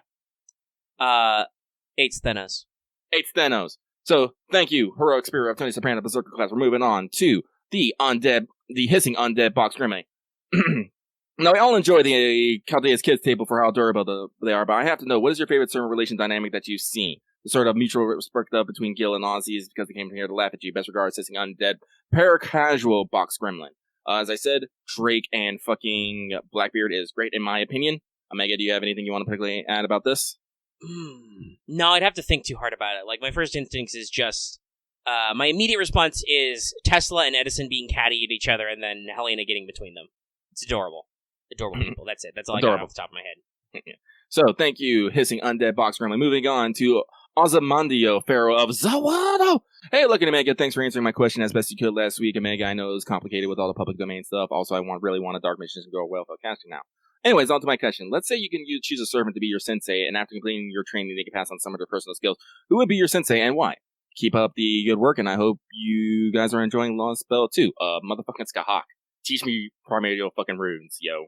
Holy yeah, it would be shit. one of the rune ones, or we just do the thing like we said, I think about this last week, and just cheat and get tutored by one of the, like Skahak or like Chiron, the people who have the skill that becomes all the other skills. Also, yeah, So, DMG welfare would be adorable. Yes. So, thank you, Ozymandias, Pharaoh of Zawado. We're moving on to that one guy who took your 5-star. Well, excuse you, sir. As we know, summer is a very dangerous time for people, the Luckies, wallets. I want to ask, what is your least summer servant designs for FGO? Favorite, also keep up the listing out. Favorite, Summer Carmilla. Holy goddamn shit. Excuse. How dare. Yeah, Summer Carmilla is really up there. Favorite. Is it Summer Carmilla? Yeah, I don't want to waste too much time. It probably is, like, you know, like, in general, all swimsuits are good, but the actual just, the style and theming and the turnaround of Summer Carmilla is just great. Yeah. Right. I mean, most people will probably echo it, but my least favorite is Third Ascension Magical Girl Jean is a little just too weird. Yeah, I can feel that. It's just too weird for me. Like, I get what they're going for, because it's another reference, but I'm just like, even for a summer, this is a little extreme. I like that someone in this comment actually did respond, you took my 5-star. Yeah. I feel like I need to get the fucking South Park edit of took your job. You took my 1-star. Anyway, thank you, that one guy who took your 5-star. We're moving on to a master from Shirley's country. Dear Lucky Omega, in my country, sync course costs about the same as in the US, only priced in our currency. Thus, an $80 Saint Quartz pack costs the same as entire take-home wage of a minimum wage worker working for a week and a half. Translated to U.S. wages and money, that would be at the Lightworks price Saint Quartz at $464 for 167 Saint Quartz. If you had to spend that much for Saint Quartz, how would it expect your friend in the game? Well, I'll tell you right now, the game would go fucking bankrupt. Real quick. Well, yeah, probably that. And also, I would spend even less. Even less. But no, it's pretty simple. Yeah, it's pretty simple. So, Master from Shirley Country, thank you for your comment. This comes from the whale to end all whales. That's a bold claim. Dear Lucky and Omega, thank you as always for doing awesome content that you guys do. Though whoever decided to have the Wanda premiere at midnight is insane. No, it makes perfect sense. It was during maintenance. You had nothing better to do. Why didn't you watch Wanted? Anyhow, my question for you guys this week is if you can have one servant who appeared in a Freight War but has yet to make their way into FGO, who would it be? Mine, I want Protogale. Thanks for you guys, and I'm always looking forward to your responses on Saturday. Charlie? Motherfucking Charlie? Yeah, it's gotta be Charlemagne. I was thinking about it. It's gotta be Charlemagne. Like, I like Richard the Lionheart from Strange Fake, but it's gotta be Charlemagne. He's so cool. He's so cool. And I was gonna follow that up. Same thing. Archimedes. Yeah, Archimedes and Charlemagne not only fit perfectly into FGO in terms of their like possible kit designs and roles, but also are just great characters who aren't in yet. Where's the Extella collab? Shake Fist. Can I get some Shake Fist in chat? We're under 3 minutes. Gonna keep going.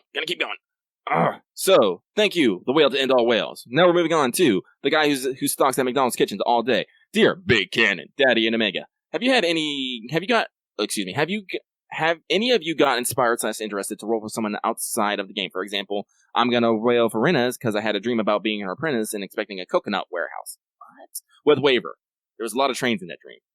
Guess you like trains. I had a dream last night about all my teeth falling out, which is usually an omen of disaster. I've had that dream too. Most people have the teeth dream. Weird. Anyway, outside of fake, not really. Honestly, I know about a lot of people historically, and I know from this, but usually when I see them in FGO, it's just like, ooh, that's good. I think, like, Murasaka Shikabu would have been one, but then that was also done by rights. I'm just like, no, I'm there already.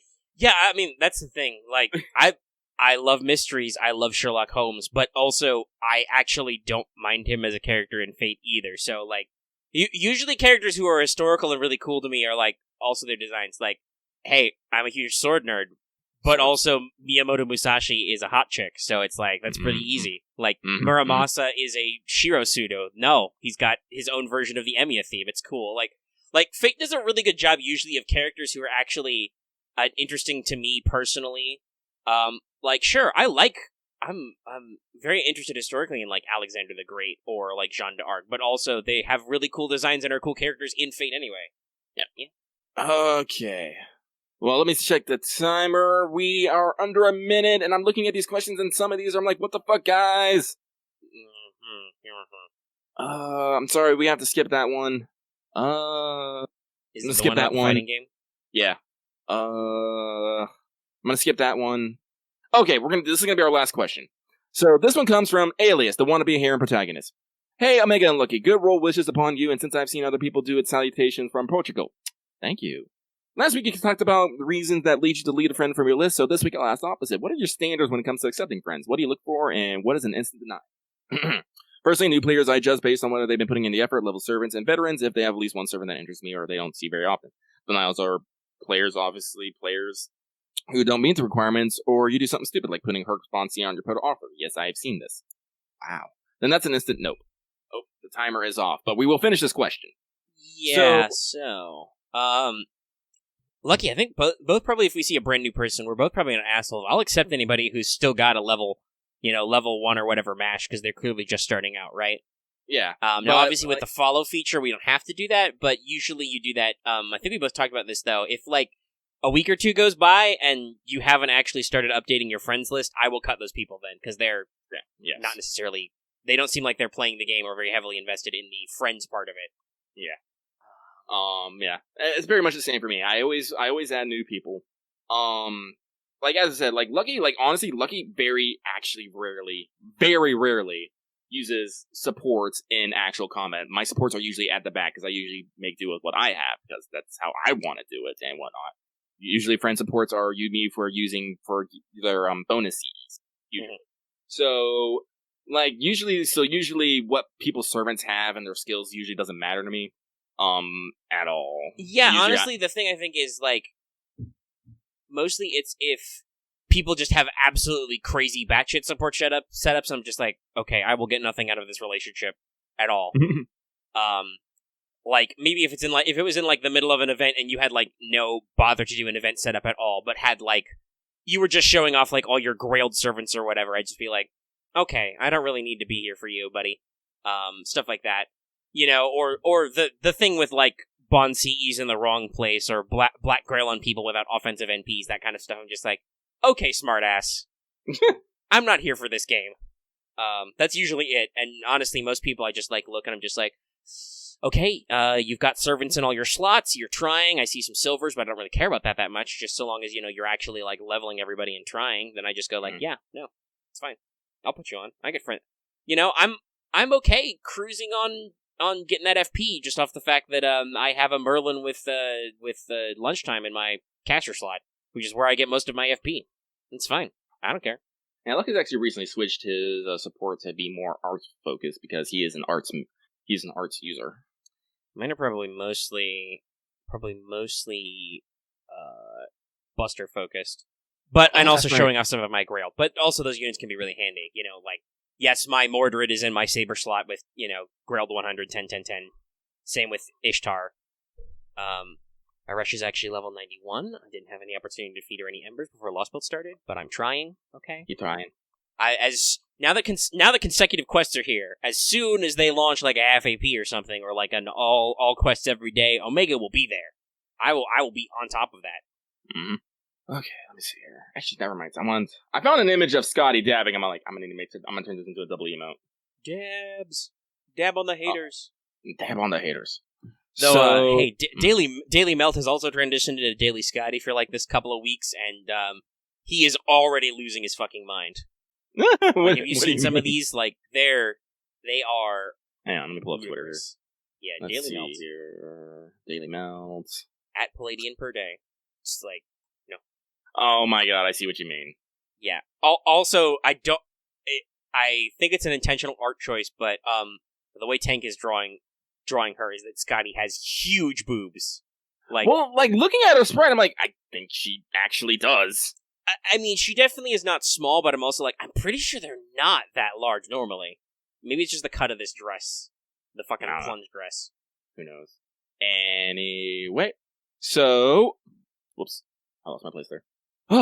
So, thank you, wannabe harem protagonist, for your comments. And for those, like, 4 of you at the end that we missed, we're sorry, but that's the point of the timer and you had long questions. Yeah. Sorry. So, I said, look at them, rethink them, put them in again. Maybe we'll get them to next time. Alrighty. So that is, I'm turning on my air conditioning because I did a lot of talking and I warmed up. No, Lucky was doing lightning round. I think, yeah, my AC hasn't kicked on in a little while. I just realized I'm not super hot right now. I actually had to, I think it was before Mailbag, but at some point I had to get up and change shirts because I was starting to sweat, but it's cooled off a little. But it's not cold. Okay, so the mission clock without editing is at about an hour 45. So that's pretty good. Yeah. Yeah, that version has definitely got some zonage, some coverage. I also think that is that second. That's probably closest to regular Scotty's appearance because it's got all the skin tight body stockings. Hawk Scotty, powerful, very moving. powerful. Thighs, Bold. gate of thighs. That is Gate my name of for the thigh. MP, and you cannot change my. You cannot change my mind. You cannot. She is the goddess of the holy Thibel. Mm-hmm, We'll just keep making these jokes all day. We're done with Mailbag and we're under 2 hours. We can be here for another like 15 minutes. No, let's not though. Let's actually get into maybe we'll move to free talk. Actually, let's do the thing that's technically written down second first. Okay. And talk about, as you wrote it down, motherfucking Axe body spray collab. Was this last night? It was in the middle of the night. I think it was last night. Where just suddenly, people reporting, "Yo, dog, the Camelot movie's doing an Axe collab." And just like, what? What's happening? Like, literally, I think I popped onto the studio Twitter, and I quote retweeted the announcement of just like, Like, real talk, I think it's great. I really do. But I also am I eternally cry, that we don't get nearly as much of this fucking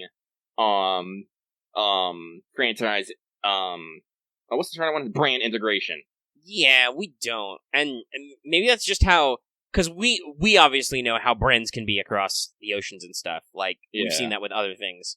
Because there are animes that do collabs with fucking KFC and shit. Gacha games that do collabs with KFC, you know. Gacha games that do collabs like Ubisoft? I'm still waiting for that. No. Give me that swing back, I'm ready. And just, you know, just in general, all kinds of stuff like that. And, yes, I would love to see it. I don't know, I've never used Axe body spray, but also some of this looks like it's wash, though, too. Like, is it? Yeah, I think it says clean. So there's 5 products they're doing, which, by the way, come with new designs and costumes. The Artoria one is perfect. She looks like a motherfucking Disney princess. But so we've got Red Rose Oz, which I'm slightly confused by, but that's just maybe because when I see roses, I think of Nero. Which is marked as clean and pure. We've got Bedivere, who's got some kind of a leaf. I'm assuming it's mint? A mint leaf? Mash is an actual spray that is marked fresh.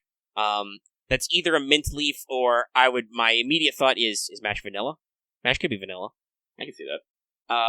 Nidocris, who appears to be some kind of citrusy. They've got like 4 different kinds of fruit in there, so Fun fact, guys, a lime and an orange, despite being both in the citrus family, do not smell the same. And I don't even know what the fuck Artoria is supposed to be. Literally, the icon is just bubbles. Just smell like soap? I don't know. By the way, this isn't the first time that Axe has collabed with Fate. They've also done it for Heaven's Feel, so you can, in fact, buy Gilgamesh-branded Axe, in case you need it. He's got some body spray in the Gate of Babylon. I'm thinking of a CM of that. He just, a king must always smell his best, and just, reaches into. Just imagine Gil as like the Old Spice guy. Look at your heroic spirit. Now back to me. Now back to your servant. Now back to me. Your servant isn't me, and never will be. Fuck you, mongrel. Gil would do it. Gil would totally do it. Oh my god. Well, again, I'm really upset that we don't get these things. Like, fuck, even if they didn't do the full thing, if they just, Axe just saved up some of their stock and just, hey, convention, yeah, just, as a convention promo, or, a giveaway or a limited run online. Yeah, fuck, people would buy it. There also, I think there are, there's, standees and stuff and, promo graphics that they could use. I don't know, it's really neat. It's really neat, and again, I'm like, why not us? Why not us? It's probably just because of the marketing. I'm sure that the executives in this country are just that's cool and all, but even though this game is, super popular, we're gonna lose our brand cred if we have an anime girl on the side. You won't, though. You won't, though. Honestly, more brands should have anime girls. You'd probably get better integration. Because I think the first couple, big brands who actually get in there would probably be actually really popular. Oh, yeah. Because people would be like, oh, shit, you also understand the power of waifus. Ah, shit. But hey, I'm not a marketing guy. That looks fine. It's just in this thumbnail. Yeah. But yeah, Axe body spray. It's great. It's happening. I'm excited. But, I don't know, maybe one day, someday, but that day is not today. So, let's get into probably one of the big ones we're going to hit up. Lostbelt 2, first impressions. Not full impressions, not a whole post-mortem thing, but first impressions. I know a lot of people are not done yet. I'm only about halfway through. Lucky's done with the whole thing, and honestly, Omega knows lots of behind-the-scenes stuff anyway. Okay, because he's a future seer. But, for the sake of the audience, the Lostbelt's not even a week old. We won't go whole hog yet. But honestly, this one's very... I was thinking about it when I was writing these notes. This one's very action-packed. It goes places very fast. That's not as clean as I like it to be. Fuck. Would you agree, Lucky? This story gets started pretty fast and kind of sucks you into the core conflict very quick. Oh, yeah. As noted in my literal first notes, in all caps, fucking Kirei with a rocket launcher chasing the Shadow Border. On foot, by the way. I knew that this happened, and even then I was still like, oh shit, right, yeah, he's just fucking running at us with a gun, shooting us. Is that a priest? He's got a gun! You're the cool man. Yeah, no, it's No, it's just shocking. This is the first time he clarifies 100% to at least the Chaldea crew that he is Rasputin. Also, Sherlock brings up a very interesting point. Kotomi and Akire should be dead and cremated, but Rasputin is here possessing a dead man, so was it a lie? Is he from an alternate future? Who knows? Seriously, give me like an FGO 0 or something. I think I had this conversation at the end of the AP. Which, by the way, another heads up, the finale of the AP is out. It actually ended.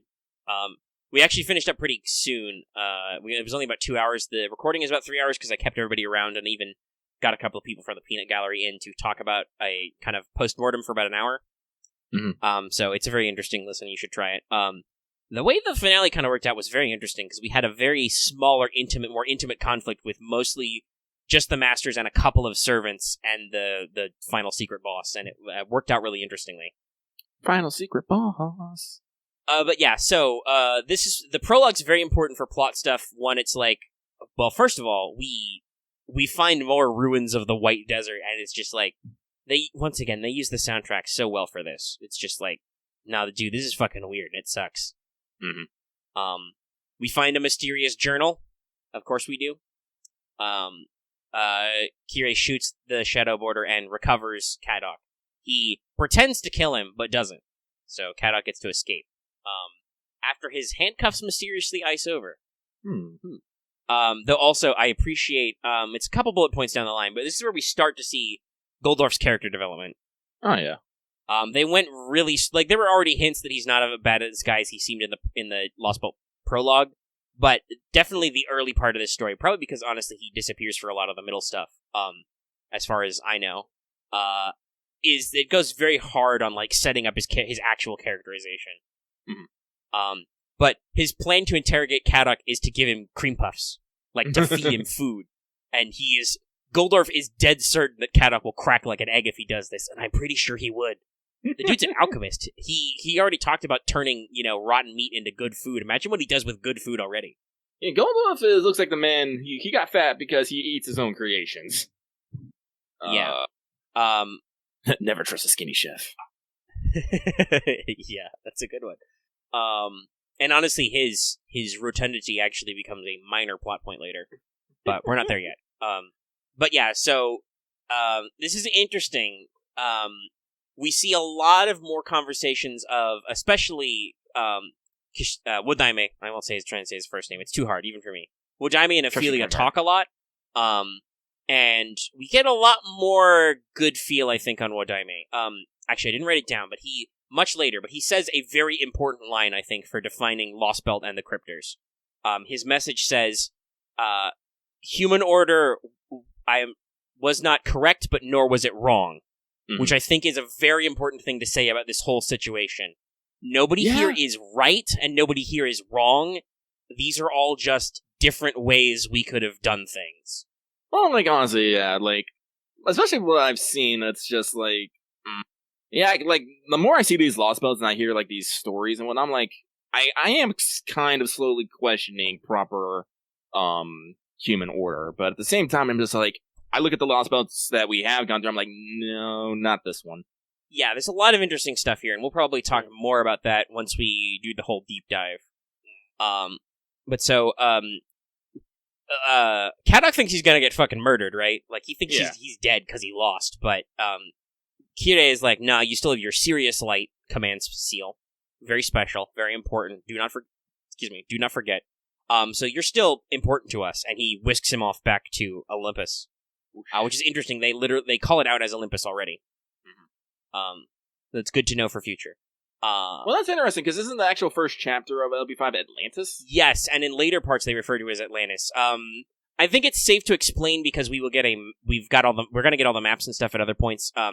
Lostbelt 5 is in the middle of the ocean, so the ground level is called Atlantis because that's on the sea level, but the part 2 is Olympus because there's actually a mountain of the gods sticking up there, so it's kind of interesting pacing-wise, and we'll really understand more. This is also where Wodaime talks about how he's my ally Zeus will find you very interesting. He's a cool guy.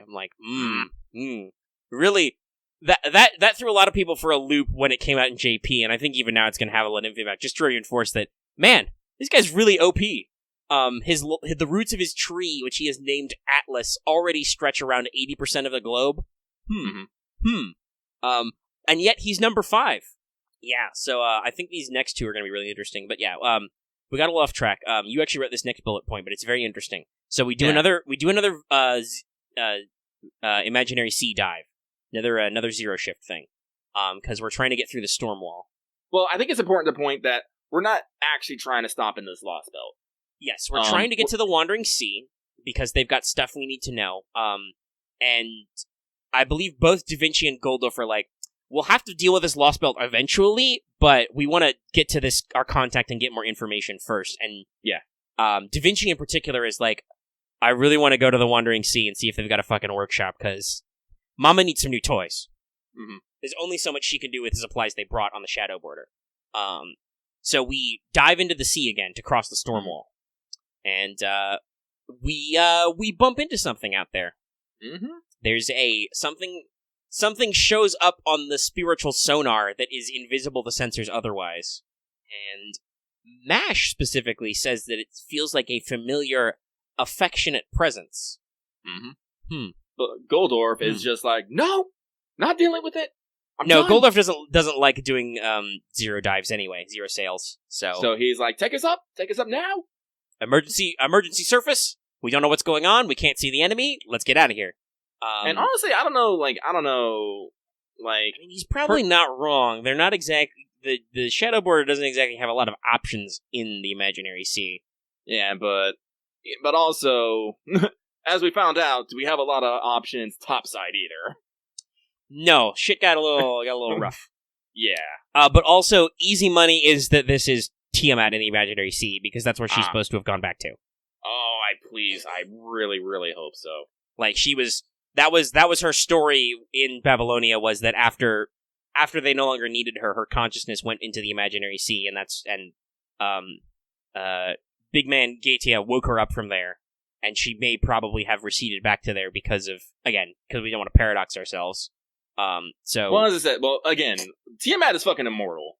She really is. Yeah, we probably gave her a concept of death and killed her in the underworld, maybe, but also, again, the paradox thing I mentioned. If she is humankind's mother as far as mythology is concerned, can we just destroy her? Is that even possible? We don't know. No. So I will, again, slight spoilers for later in the show, but today's, in case you forgot, this month's teacher Omega-sensei is what is a divine spirit, and that is scheduled for today. I got all my notes in. So we're actually going to have a really interesting talk about divinity and divine spirits later. Mm-hmm. So again, I'm really hoping it's Tiamat. Like I said, but I have nothing to confirm or deny it, so I'm just like, Yeah, it's not outright confirmed, but there's some points in there. I think this is also the first point where we start to see some like weird theories about Sherlock, because the moment we get out of the zero sail, Sigurd is just there. He's just there. So this is what I'm saying. It's like, this was not a good choice in hindsight. No, but that's because I still don't think at the point I am in the story, the player characters know that Coxcotty can literally listen to them anywhere. Because she spoils that pretty early, that the ice and snow are her, so she literally hears what Chaldea is doing buried in the snow. Mm-hmm. Which is probably how they found us so fast. But yeah, Sigurd pops up and immediately throws. Yes, he grabs the shadow border and throws it like an animal. Oh yeah, no. Oh wait, no. Specifically, you come back and you try to do an emergency dive, but Sigurd just grabs you and yanks you back into the dimension. It's just like, and just picks it up off the ground and throws it. Where's my Lostbelt 2 anime? Like, this guy. You just know, this guy. But this is where we get our first little weirdness about Sherlock, because Sigurd observes both Mash and Sherlock as we go to stall him, and points out that Sherlock himself is not quite a pure heroic spirit. There's a little bit of some other stuff mixed in there. Now that could just be because of the way Sherlock is, that he's like, maybe has elements of a phantom spirit or something, or maybe story Sherlock has different rules because of his dimension hopping. We don't know. But he does kind of hint that there's something going on with how Sherlock has done some different stuff. Yeah, well, I said he might be in the same boat as fucking Dantes. Yeah, we don't. Yeah, and also Sherlock himself calls out the fact that he is mostly fictional, but was possibly based on a real person. So there's a lot. Some people have zoned in on the like Sherlock is secretly an alien, a foreigner theory. I don't think we're yet at a point to suggest that too strongly. Just that in this case, Sigurd does definitely call out that Sherlock is not a pure heroic spirit, just like Mash isn't. Mm-hmm. We do get some more slight intel on Sherlock's NP, though, which I didn't even know, because one, canonically, Sherlock does shoot magecraft beams. Mm-hmm. That's not just lenses, animations, he actually does that. But also, he, low-key, but he uses his NP to buff Mash and the protagonist. Because he's like, you've got to stop that guy. It's elementary, my dear. Boom. Does like a baton pass.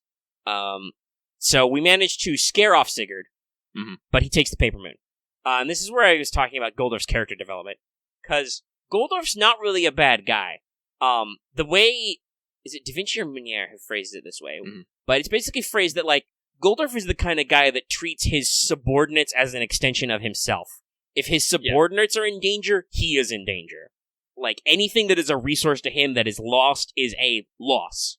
So, he's not necessarily, like, he doesn't necessarily, like, super respect us or anything, but at no point is he ever eager for the protagonist or Mash or anybody to die. He's not, like, gonna waste your lives. It's just like, no, he can't, like, if you go, that means that he is that much closer to going himself.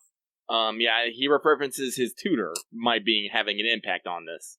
I forgot her name, but, what was her name? I lost it. I don't remember her either.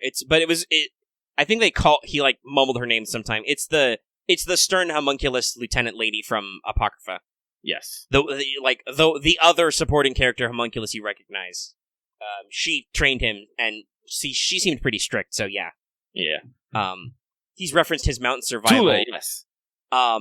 He also, while you're in the Shadow Border, he has a weird turn of phrase that Mash doesn't catch, but he's like, it's more, I'm just like, I think he says something like the effect of, I never want to get in a vehicle that I can't drive myself, and Mash is like, oh, that's an interesting analogy, director, and I'm like, that's not an analogy, I'm pretty sure that's a life story. like he literally doesn't get into vehicles unless he knows how to operate it himself, either as a matter of personal pride or as a just-in-case kind of thing. Because he actually calls out that several times he calls out he drives vehicles. Oh, yeah. But only Da Vinci is able to actually, like, control the Shadow Border by fucking brain diving it in her tube, whatever. Well, if I remember correctly, it wasn't so much driving the Shadow Border, it was zero sailing. It's the zero sailing part. Because Meunier, I think, actually made the controls, and I'm sure Goldorf could take those over in a pinch. It's the zero sail part. I think he did that in Lostbelt 1. Yes. Goldorf actually drove. And he was like, check out my sweet drifts! Yeah. Let me get some drifting in chat. But so this is, and then when he dismantles, he takes out the Paper Moon and gives it to Sigurd, and he expresses why. 1, so that guy would fucking go away, and 2, if he ripped it out, he might damage it, and then we're fucked.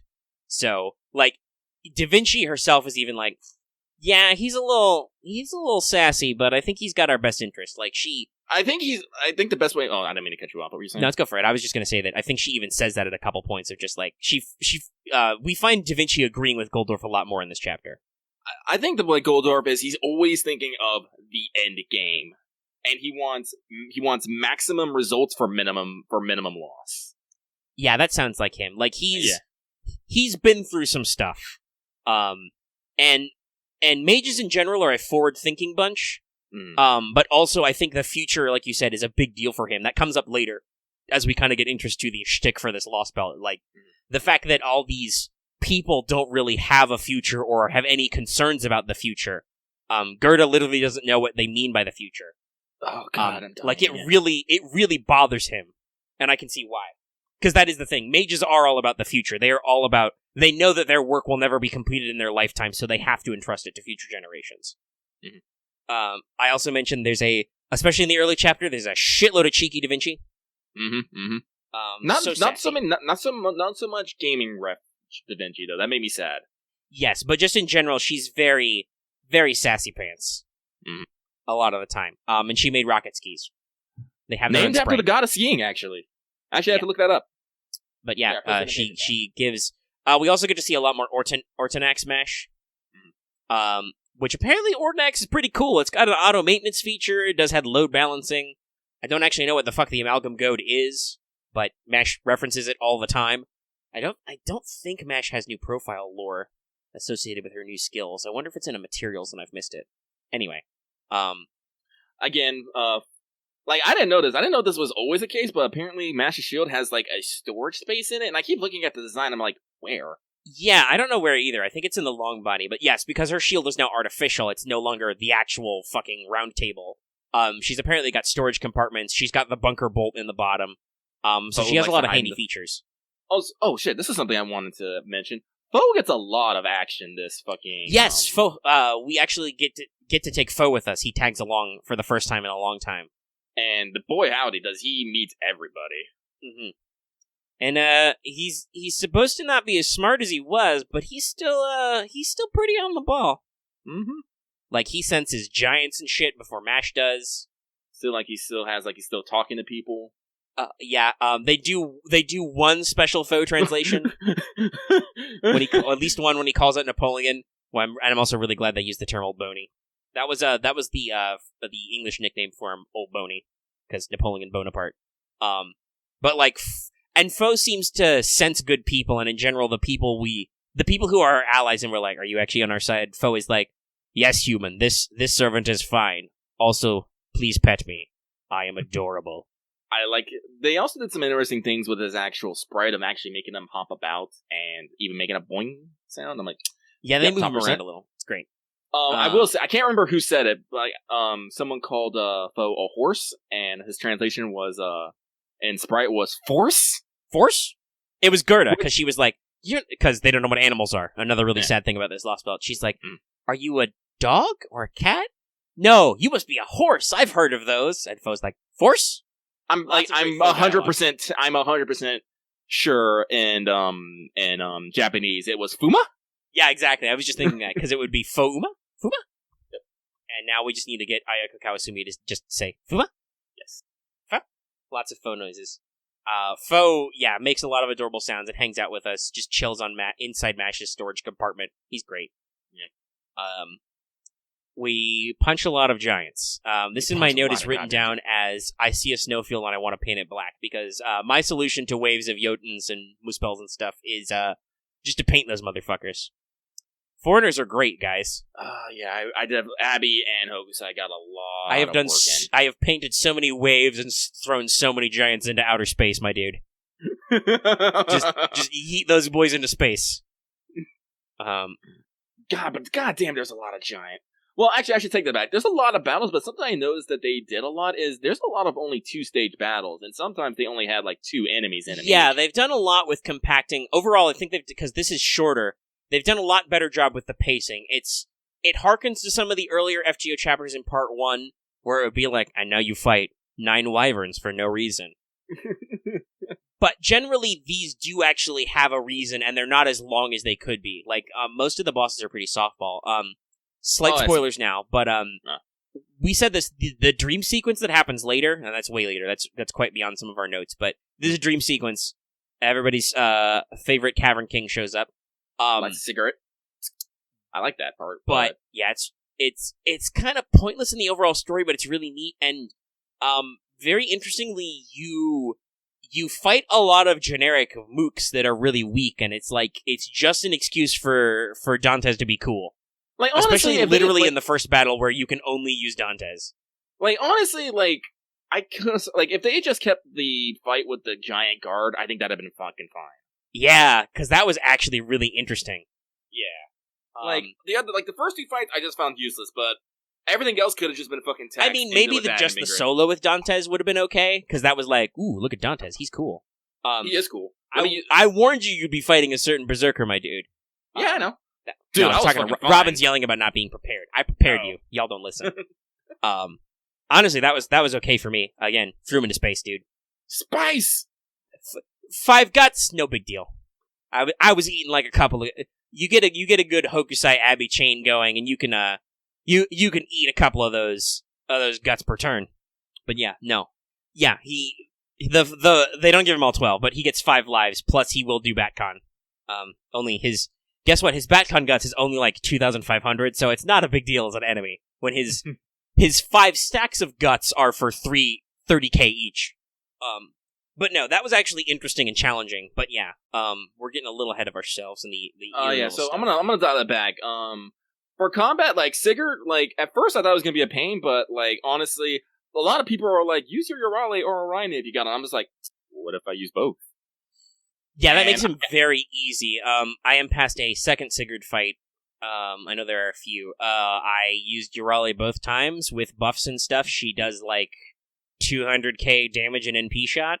And so Lucky was just all like, I'm actually steamrolling these bosses a little bit, and I'm okay with that. Like, here's the thing. I can understand if some people want the bosses to be harder, but I don't want to fucking have to break my game and have to accomplish something. I want a strategy. Like, I've worked hard on my art strategy. I really have. I've specifically built things to work with my arts comp. I put a lot of effort into it. I've done a lot of thinking. I put a lot of effort into that. So when I line all my ducks in a row, my ducks should fire off pretty well, and they do. So yeah, I think the Sigurd fights in particular are kind of in a nice median zone where he's got enough stuff where you cannot just autopilot him with like Urale, right? Yeah. You can't build a stun comp, basically. You can't charm lock him. Like you could Gawain. Yep. But she's still a free-to-play unit that does enough damage to him that players who don't have Orion, or who don't have a lot of, like, high-power single-target archers, can still beat him up. Yeah. You know? My front line was story support Napoleon, Nobu, and Urale, and it worked fine. Mm-hmm. Nobu really punches that guy's tickets pretty hard. Oh, I believe it. Especially if you get her crit up too, just like ooh no, that you'll ring his bell pretty good. He's divine in writing. But yeah, we won't talk about the future story boss I warned about. But Sigurd is definitely like we're trying to be a little challenging, but also and it makes sense too. They're literally in story holding back because let me mention our next bullet point, which is Scotty Mommy. Yeah. Because I think we both expressed surprise about the way, how hard and how fast they go on Scotty's character right away. Yeah. Because we're doing cutaways to like her in the League of Doom right away, and they hide her sprite a little bit. Yep. Like honestly, if this was the JP experience, I wouldn't have fucking guessed. Well, I take that back. I would have guessed because they did the trailers, the promos, and Scotty was the caster. But if it wasn't for that, I'd just be all like, who is this mysterious person? Yeah. But no, I knew. Because Napoleon does spoil it a little before you actually see her in person, but... Yeah. But yeah, so they very quickly set up what her personality is like, and it's a little bit different than how I think she's generally been portrayed in the community, and I think even a little bit different than her Sonal version. Yeah. Actually, I'm curious. I'm gonna go look at her lines. I'm curious. Hang on. But what yeah. Are her lines not Aska Hawk. Cock Scotty. Which, interestingly enough, they don't go with the equal version. They actually do it with just a single hyphen. Mm-hmm. Which I think works just as well.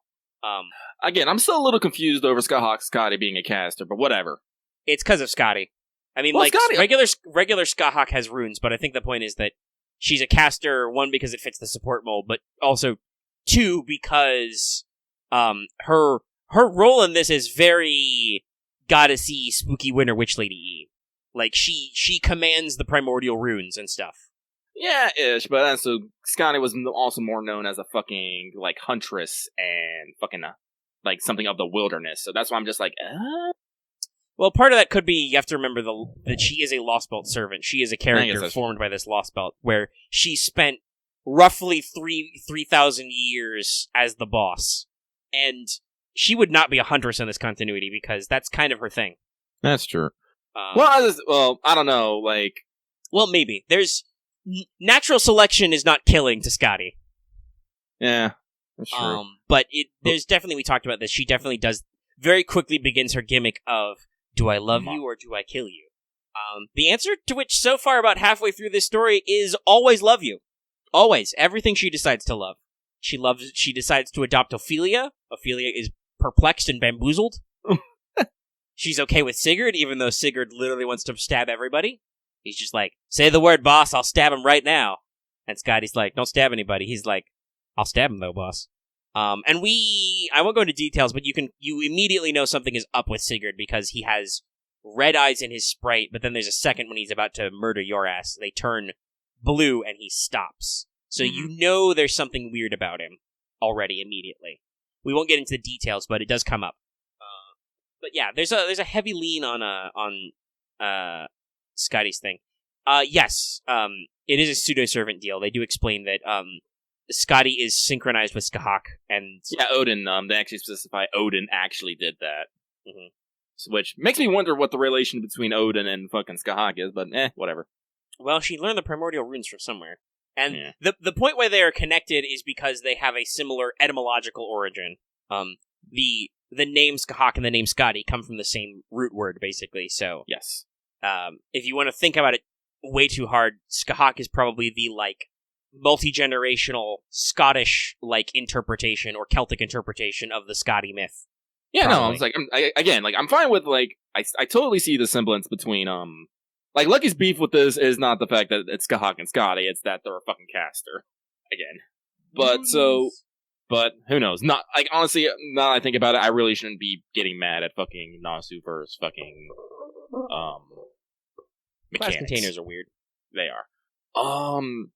But, like, talking about Skahak Scotty, like, Skahak Scotty's been out for, like, 2 years now, and this is literally, Lucky avoid spoilers, but there's just some things you get through, like, osmosis of the community, where, no, I don't think anyone's ever mentioned, Skahak Scotty's, mama-ness in Lostbelt 2. Like, ever.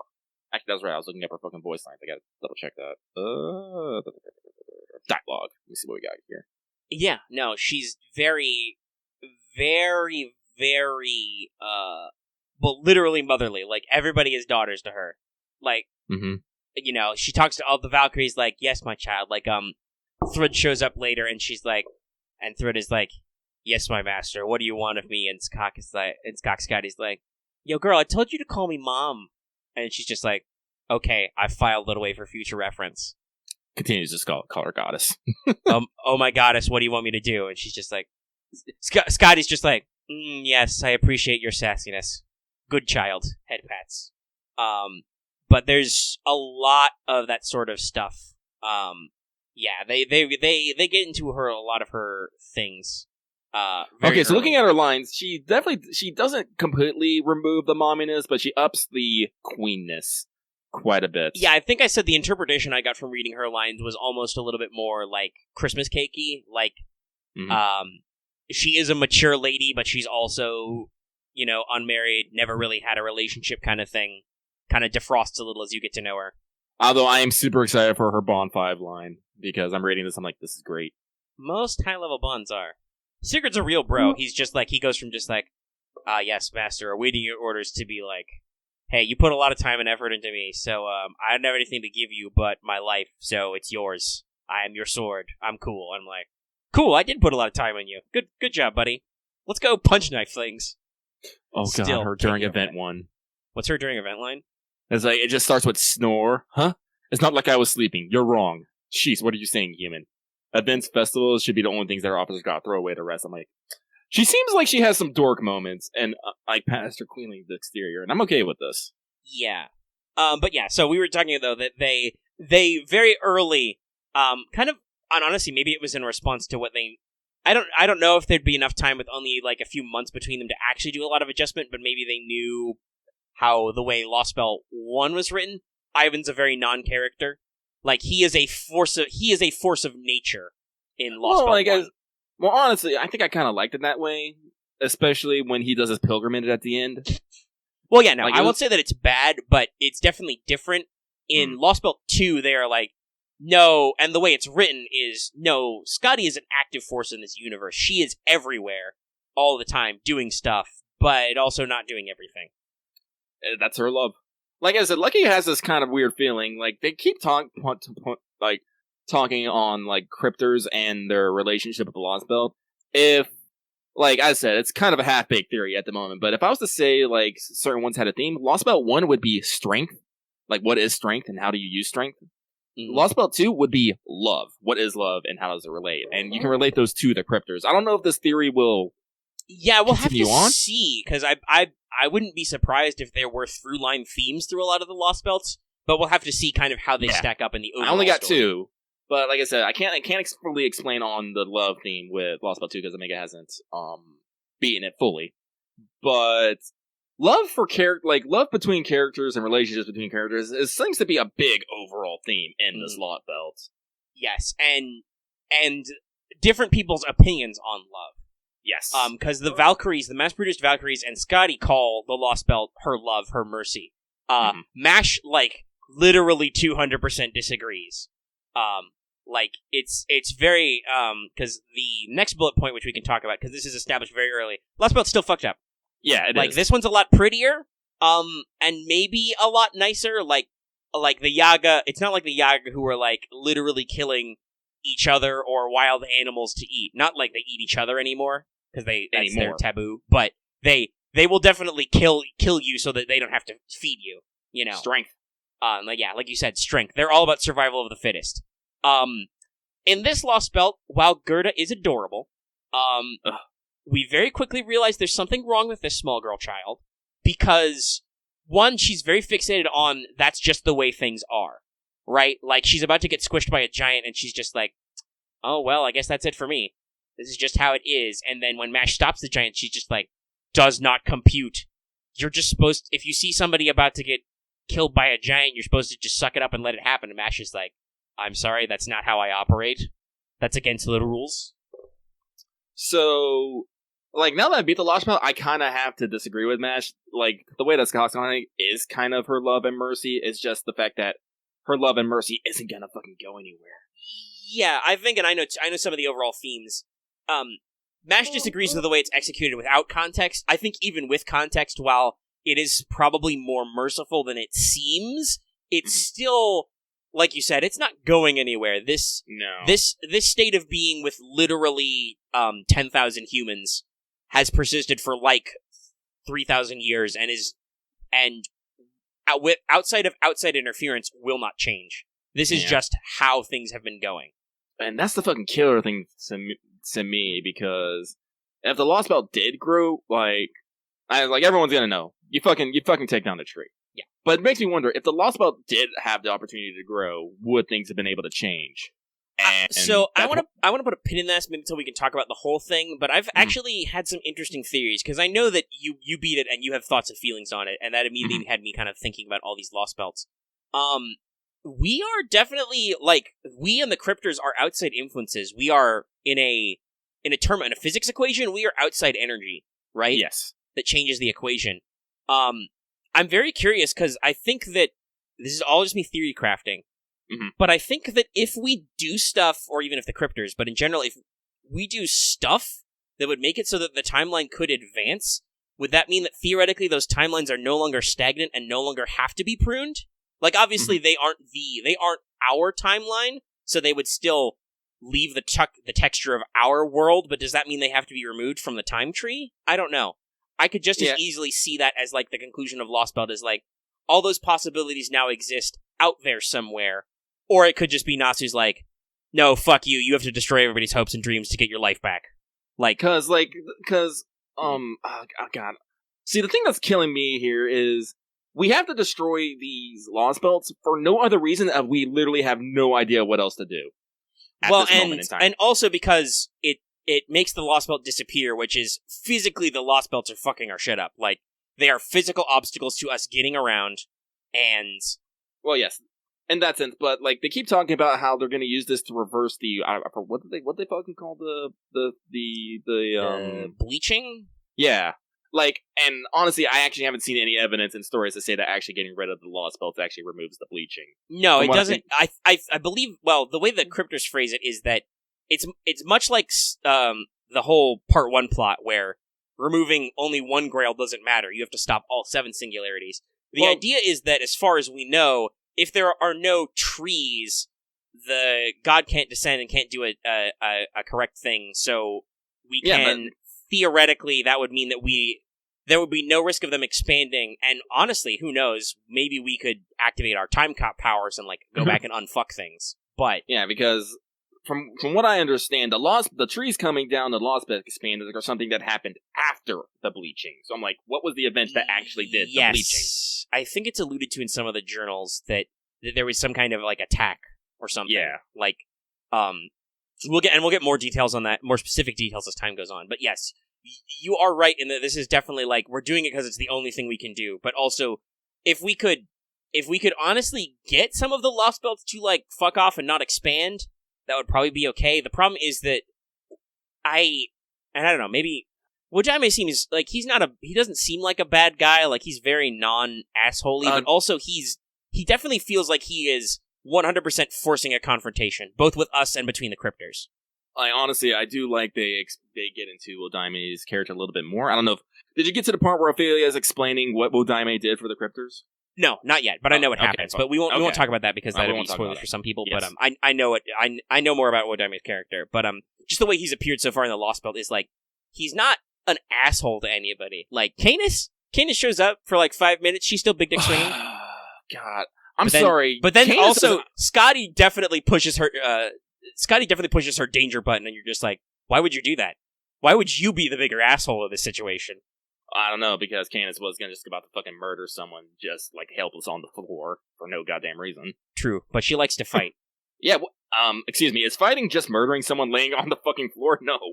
No, like, again, but also, I don't know, Canis is like, I'm sorry, like, Canis is on him, but the more I see her, I'm like, Canis, like, I hope this is just Wodaime's influence on you, but I'm starting to not like you.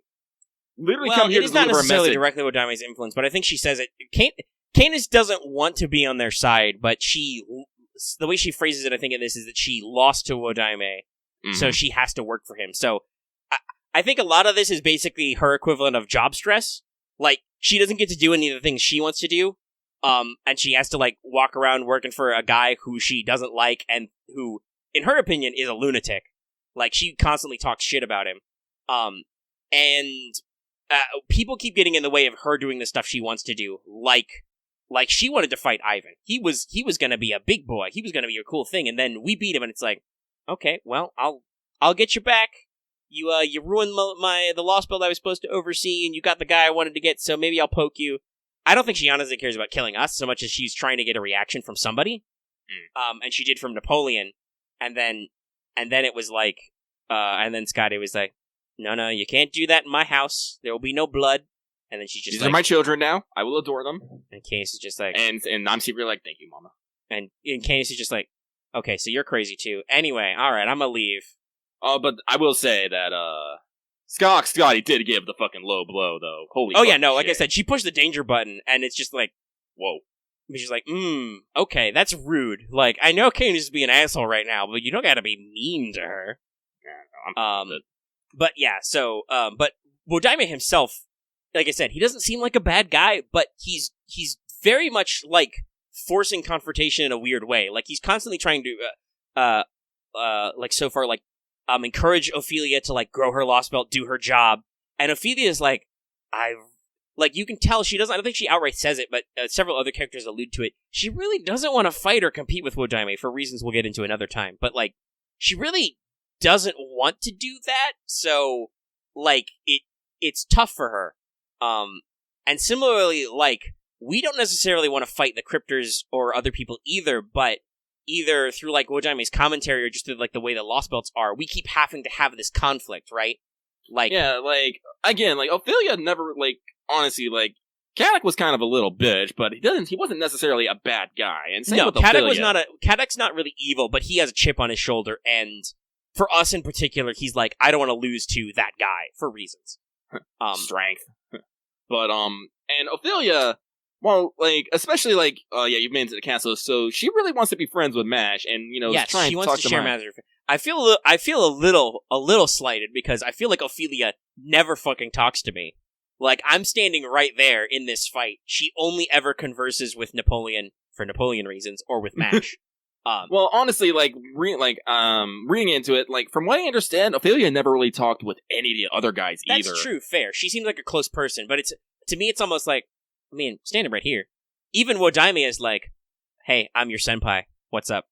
Oh, like, no, that's at the end. That's at the end. No, at the end, I'm sure there's stuff, but it's like, yeah, there's a lot of interesting stuff with her character that, and much like with Caddock, we spend a lot of time alone with Ophelia, or, with other stuff. But yeah, so, we got a little off track, but I was talking about why the Lostbelts are fucked up. So this one's in a stagnant because if you don't have kids by 15, you die. Mm-hmm. We send you through the gate and giants eat you. And supposedly we take your soul to Valhalla, but I'm not sure about that pyramid scheme. Yeah, like, I'm sorry, like, because here's the crazy thing. Like, to get into it, Ragnarok happened, but also didn't happen. Yes, so we'll talk about this again in my Divine Spirit bit, but basically the way Ragnarok was supposed to work in proper human history, based on theories, is that Ragnarok happened and the texture was burned away, which means all of the ancient mystics and magics and mystery was destroyed and normal Age of Man Earth resumed. So, the Norse lands stopped being a world of mystery and became a world of science and logic and stuff. Mm-hmm. And they make the syncretism with a volcanic eruption that happened. Yes. Mount something, I can't remember. It's like starting with a K. But in this Lostbelt, well, so something clearly happened because there's fire and ice everywhere, and Scotty says she's the only goddess left, but also there's still runes and Valkyries and giants and shit fucking around. Like, the giants are a really big deal because there are literally no actual proper Jotun giants left in the world anywhere. Like, they might not even be in the reverse side. Thanks, Ragnarok. Yeah, like, Goldorf says to Mash that, like, you've now seen a giant, you may be one of the only living humans, modern humans, to ever have done so. So clearly... Master's over here. It's like, man, I have seen some shit. Oh, here's something I super appreciate. I don't know if you got there, but it's not really smart. Goldorf talks about having to write these reports and how no one's ever gonna fucking believe him, and everyone's all like, yeah, and how do you think we felt? Motherfucker. I don't think I've gotten that bit yet, but no, I would appreciate that too. Also, another thing I appreciate is we get story callbacks. When we meet up with Napoleon, we have plenty to talk about Napoleon later, but when we talk about how heroic spirits are weird, you literally get to flash back to, like, Babbage and Edison. Yep. And talk about them and even mention the innocent monsters. So, like, yeah, that's cool. Mm-hmm. But I think that there's a lot of interesting stuff there. But overall, the thing is, the point of this one is the Age of Gods didn't end. That's why Odaime is super excited about this. He's like, cool, you've got an actual deity there. That's cool. That's pretty neat. But this is because the giants need to be fed. For, like, technical reasons. Like, I'm sure a lot of people who are early in the story are asking, okay, other than your love, Scotty, why do you let all these giants live? I'm pretty sure that'll become clear by the time we get through all the stuff. But, for now, it's an open-ended question. Because she won't allow the giants to wipe out the humans, but also she brings the giants under her control, which I assume means that you can infer that means that the giants are born or created or whatever without her control. So, if she didn't control them, they'd be doing giant stuff, fucking around. These late Norse giants appear to be a little bit inhibited because in the myths there are some giants who are, like, intelligent enough to, like, interbreed with the gods and people and, like, forge stuff, do things. There's a lot of sweet giants in Norse mythology. Most of the Jotuns and Muspel and the I can't say the mountain giant name. It begins with a B, but blah blah blah. They just seem like dumb animals. Like, they attack heat on sight, and they just instinctively attack. They make almost no effort for communication, and they don't have a lot of, like, tactical intelligence either. So it does seem kind of like maybe they were dumbed down a little by Ragnarok. But the definite thing that we got going on here is that this one is absolutely a stalemate. Like Lostbelt 1's not really a stalemate. It's just a really shitty place that, like, you figure maybe wouldn't go anywhere. Like, it's not going to go. It's never going to develop past what it is. Right. But that's just because of the nature of survival of stuff, and just they are declining. Like, they would just eventually ultimately die out just because that world is dead. Lostbelt 2 is not dead, but it is in a perfect stasis, and it's literally not moved in, like, 3,000 years. The first Valkyrie you fight is confused when Mash refers to herself as having, she's a demi-servant. She used to host a heroic spirit, the kind of person who would go to Valhalla. And the Valkyrie is, like, in the, like, 2,400 something years I've been created, I'd never actually met a heroic spirit. Like, she never met a hero. Yeah. Which, by the way, that's why I'm kind of like, I feel like the Valhalla thing's a scam, because if Scotty was whisking away these souls to Valhalla to be Einherjar, she'd probably have a pretty baller army built up. Because that's what's supposed to be going for Valhalla is Odin recruits you to his hall, you get to fight and drink and fuck, in preparation for being his doomsday army when Ragnarok comes. When Ragnarok arrived, Odin, throws open his doors and his ghost Vikings, ride out for the last battle. Hang on, I gotta find a very specific gif here. Who knows? She could be using the souls to mass-produce the Valkyries. It's a little unclear. But there is definitely an essence that the Valkyries are mass-produced. The only ones who are left intact are the 3 we know from the summonable Valkyrie. Though in their NP, all the Valks show up. Possibly. There were a lot of giants and a lot of smart giants in Norse mythology. I do know that, for instance, Wayland the Smith was supposed to be descended from giants. He was a blacksmith who forged a lot of famous swords, including he reforged Graham. And another big one is Loki. Loki married a giantess, one of the Jotnar, who gave birth to the big 3, Loki's children, Hel, Fenrir, and Jormungandr. Jormungandr. Who, by the way, thank goodness that those guys got their business out of the way in Ragnarok, because I really don't want to meet a serpent that encircles the world, or a wolf whose upper jaw touches the sky and his lower jaw touches the ground. Actually, Fenrir actually comes up in story later. Yeah, I do. They mention him, but I'm pretty sure it's not a spoiler to say that there is no, in fact, literal giant wolf that shows up, because Ragnarok already happened and he dies in that.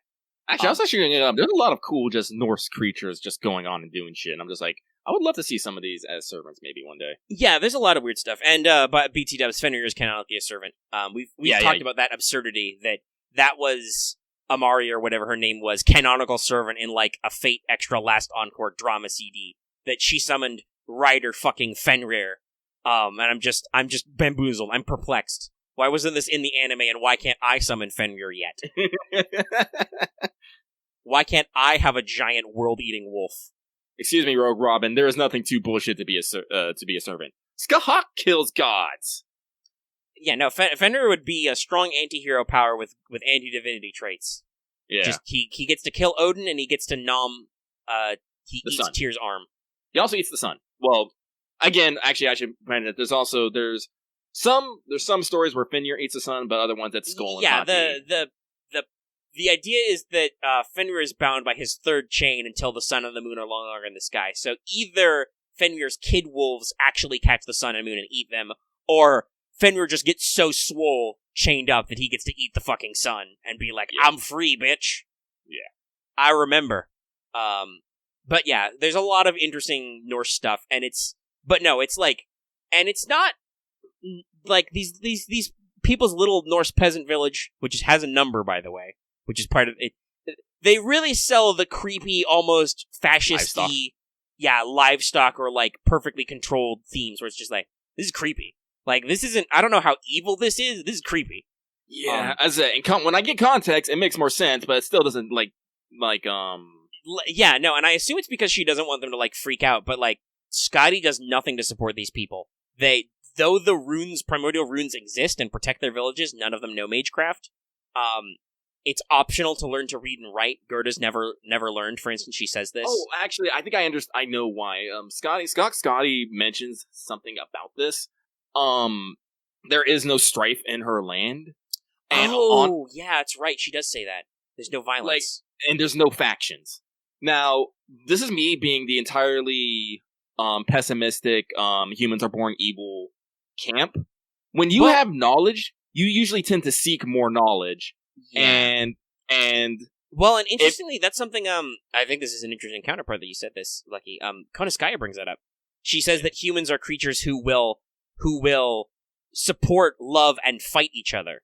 Yeah. But the way that Sky is she's divvied it up. They don't, because, well, I said there's a lot of stuff mass. They don't seek knowledge, therefore they don't need knowledge, because everything's taken care of from. Because they don't need knowledge, they don't come into conflict with each other. Conflict is another thing that also drives someone to seek more knowledge, because you want more knowledge than your foes. And they don't want for resources because the population is strictly controlled. So, I understand why Sky didn't teach him, because she basically, as I said, when you understand the full context, you understand why she does the way she thinks. You don't like it, you shouldn't like it, but in the circumstances, that's all she could really fucking do. Because if she didn't, humans would do as humans do, and would have fucked themselves over. Yeah. So, that's why, like I said, I understand why she does it. Doesn't mean I like. And I think that's something that happens a lot with these Lostbelts is Lostbelt 1 took a while to mostly it was focused on how foreign it is, and, weird animal people, Lostbelt 2 much earlier is like, no, this is a little creepy. Like I said, it's not evil, it's just like, no, this is creepy, this doesn't feel right. Like, both the Master and Mash in character 2 are just like, no, I don't like this. And then Mash sees 2 humans about to literally be led to the slaughter by a Valkyrie, and she's just like, no, I'm not okay with this. And that perfectly suits Mash's character, where she's just like, no, that's not gonna work. And it also really suits what Mash's like character development decision was in Lostbelt 1, is like, it's not necessarily about saving everybody, but it's about saving who you can save, right? So Mash is just like, no, those people are right there. I can reach them. I'm not gonna let you just feed them to giants. That's not okay. But that also brings us to our next bullet point, which is Napoleon is here, and boy howdy, we go all in on Napoleon right away. You get a medal. You get a medal. I love that the fact that there's just a back slap, and just whack, whack, whack, and Mash is like, please stop hitting him so hard. And your response is cough hack. He's like, maybe a back rub, private. I love that too. He calls you private. You're immediately invoked into his Grand Army. Yes.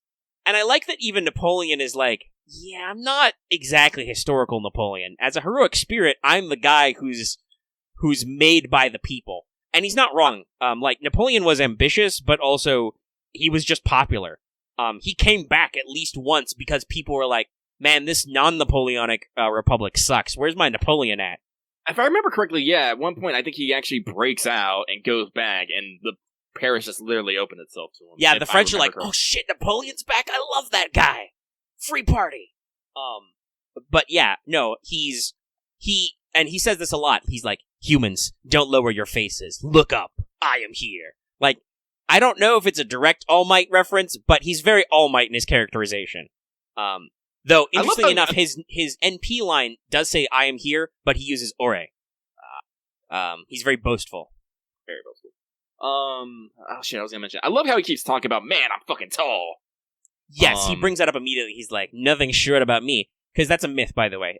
That was because French inches, or French feet and English feet weren't always the same. So, there is a measuring discrepancy, and the British ran with it because they've always loved their propaganda. Napoleon wasn't that short. He's very averagely tall. But as hero Napoleon, savior of France, he's like super tall and buff and has a giant cannon. Tit window. Though, not that I wouldn't say that Napoleon shouldn't have a giant cannon. He was an artillery officer. He loved artillery. He tried to solve everything with artillery. He actually misses that a couple times about being an artillery man. Yes, when he talks about being covert ops, he's like, yeah, no, it's probably kind of figured that I wouldn't be stealthy, right? Yeah. Or another point, he's like, oh, you've really never seen anybody with a giant cannon? I mean, I guess artillery officers like me don't usually become heroic spirits on that. The cannon and the beams and stuff are a later, or an afterthought. Yeah, it's him talking about how he's kind of weirdly put together. Yeah, he is a proper heroic, proper human history spirit, but as a heroic spirit, he is, it's referenced by one of his skills. The fluff description of Light of Possibilities is Voyager of the Stars plus Innocent Monster, so it's like a positive innocent monster. Mm-hmm. Instead of him being like a vampire or a weird dragon or something, he is, because people believe the myths of Napoleon, you know, the word impossible doesn't appear in his dictionary kind of stuff. He is just that, right? He is just a vessel for humans' hopes and desires. He's like, and he even admits later, he talks about his relationship with women. He's like, I wasn't a great guy in life. I did some stuff. I'm not the coolest. But now that I'm a heroic spirit and I'm here, I am your embodiment of your desire. Like, don't give up hope, guys. I will save you. I am here because you called me. Mm-hmm. And he's just, he's so great. I love him so much. I'm so glad he's permanent. Just because he's so fun to have around. He is. He's just, it's a throwback, you know? Mm-hmm. And they do a really good job. Like, in the story, he fills the VK Braun role of just like, no, he's just there. We're going to do stuff. Hang out with you. We're going to hang out. We're going to do stuff. We're going to camp in caves. We're going to come up with plans. He has a lot of intelligence. a lot of tactical data. He's blown up a lot of Valkyries, and he's pretty cool. I'll love to see what more they do with him. Also, yes, he Frenches a lot. 2 of his command card selections, if you use him in story support, are oui and d'accord. And then in dialogue, he says ooh la la a lot. Also, he smokes. That's one of his skill animations. He pulls out a tin full of cigars and smokes a big one and throws it away like a cool guy. Mm. Don't litter, Napoleon. Pick that up. No, pick that up. No littering. You need those back. You've got like 4 more in there. What are you going to do when I pop all 3 skills? Sometimes he will smoke 3 times in a row. But yeah, so there's a lot of Napoleon action. Really glad for that. Because I've never thought that he was a bad character or anything. It's just that a lot of, especially permanent characters who are around a lot of these popular banners are made or broken by their story appearances. Well, yeah. Like, if I got a Napoleon, I'm not going to be upset, like, ever. No. But I'm not a lot of people, it might be a while before he gets leveled, though. A lot of people probably didn't roll for him and didn't roll on and did not watch the video about him. That's right, I'll call you out. I know you didn't do it. I see the analytics. Shame. Where's my shame bell? I haven't got one yet. Not that Sigurd is doing too much better, but that was something I was always curious about. I was like, so Sigurd's actually a pretty rare unit who's got a lot of potential, but Scotty is right around the corner. Will people watch this video? The answer so far is some will. We'll just have to continue collecting data. Anyway, yeah, I'm very curious to see what people think of him, because I usually get a slight read on what JP feels about stuff. Skimming spoiler chat and things and seeing pictures. I knew he was popular, but it's good to see that a lot of people appreciate him. Like I said, like, a lot of, like, here's the thing, people always a lot of complaining about his kid or whatnot, it's all like, you act like everyone has all the fucking options all the fucking time. Jesus fucking Christ, people, calm down. I mean, I'll say this, having read his Matt's description, it's very lazy. Like, they clearly gave him, like, a military tactics and a charisma, and were like, but in game mechanics, the skills vanilla suck, so we'll give him weird variants. Like, literally, his charisma of the Triumphant Return, it's charisma, but it's special in Napoleon. It does stuff. What stuff? We don't fucking tell. But yeah, he's a lot of fun. I got 2 more bullet points, I think, before we gotta move on to other stuff, because we are almost at 3 hours, but we'll edit this. And we gotta do Teach My Omega-sensei, just because the month will be over. And we don't want to delay it unnecessarily. Actually, fuck, I could just do that. Fuck, I think I will. But my second bullet point is Konosuke shows up a lot in this. She comes back multiple times. I think she's still got her same sprite from Lostbelt 1. Yes, she's still very Russian. But I didn't notice it the first time, and I don't want to wax too long about the music, but there's a new just regular battle theme that I really like. I don't remember it from Lostbelt 1. Real talk, I'm gonna tell you right now, the music on this Lostbelt is fucking awesome in general, okay? Yes, it is. But also, I didn't notice it before. Konosuke clearly has a leitmotif, and it's creepy pianos, and it's perfect. Yes. Like, it accompanies her in a couple of big dramatic scenes, but we get to start unpacking her character a lot, and we'll see a lot more of her as time goes on. Lucky's actually starting to wonder, because he understands that, like I said, like, Lucky's still important that this Koyaskaya is dodgy, but I'm starting to wonder if this dodgy is actually the beast. Is actually a beast, because in Tomomo's profiles, there is definitely something known as the Golden Millennium Fox, which is like this giant fucking disaster fox, which was based in China. I'm just all like, dodgy. Giant golden fox. Amaterasu. Yes. And Amaterasu is referred to as Great Golden White-Faced Fox. You know, so I'm just like And there's a lot of, and I've talked about this before, CCC has a lot of language that's basically proto-beast talk. It talks about evils of humanity, you know, true calamities, demons, stuff like that. Like, there's a lot of questioning. So I'm actually starting to wonder if Koyaskaya might be a beast. It's just me. Well, I mean, she definitely seems to have the qualification. I think it was in Lostbelt 1, but at multiple points she calls out that she does love humans, but she loves them in the creepy I'm gonna destroy you way. Yeah. So Konosuke has a lot of empathy. She actually understands people very well. Mm-hmm. Well, she says she does love people, but she also loves to fuck with them. Mm-hmm. Like I said, I'm like, Lucky's putting that in his. I'm gonna say I fucking called it if it actually is trying. Not always, sometimes, maybe question. Mm-hmm. But if it doesn't happen, I'm just gonna be super quiet and be like, I didn't say nothing. Lucky's retweeting interesting things. Am I? Yeah, you are. Oh, I am. My bad. No, it's okay. It's fine. It's what you do. Sorry, I was on Twitter like earlier, and I was like, oh yeah, I'm gonna make this smug Sutanai emote.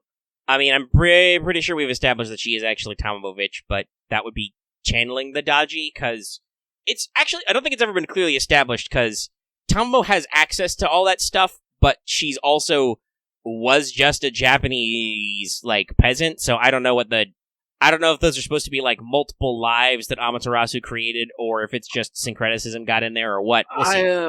If I remember correctly, when the Hokusai, like, fucking smashed it all together, it was India to China to Japan, if I remember correctly. Here's a fun fact I'm going to bring up later. That's also the path that the Hindu gods canonically took in the Nasuverse, because Buddhism transmitted that direction. Yes. It started in India, transmitted to China, then transmitted to Japan.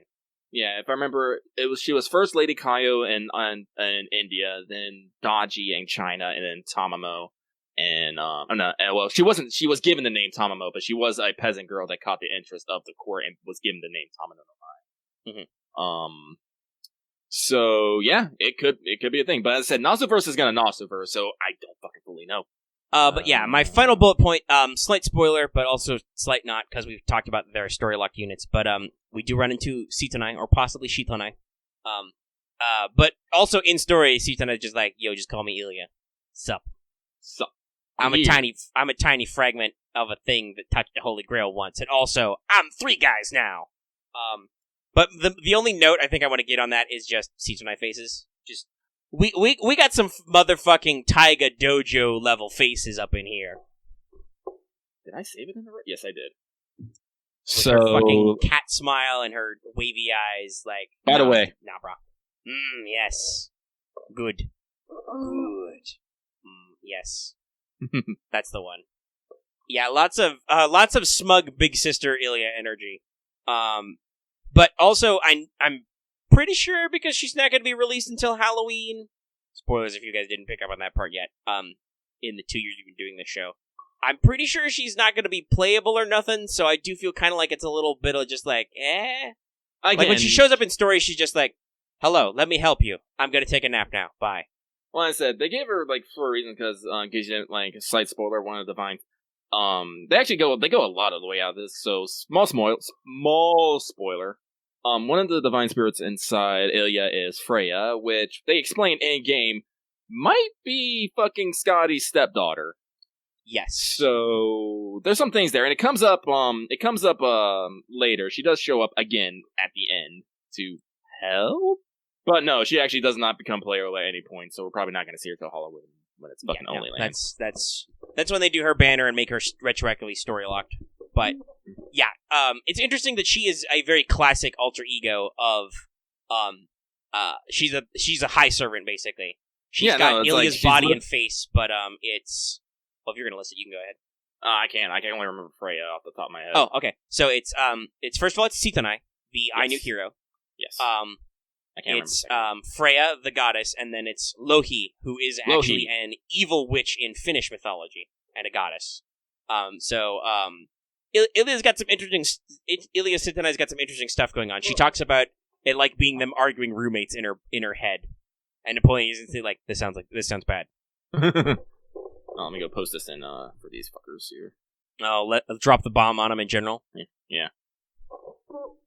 It could be. I definitely feel. Axe brought up in chat. Maybe it's a thing where they didn't have some of the servants finished when they released. It's possible, because this is something I'm going to point out again. The first year of Lostbelt, super high pace. We're going to get 3 this year. Next year we're only going to get 2, and one of those is, well, it's the length of a full chapter. It's technically not the conclusion of the story. We don't know if we're going to get Lostbelt 6 this year yet, because of delays and stuff. They haven't announced it for sure. So, it does definitely seem like they set a very fast pace where the writing of Lostbelts was going on faster than the mechanics of it, like making new characters and releasing them. Because Lostbelt 3 will have a similar thing.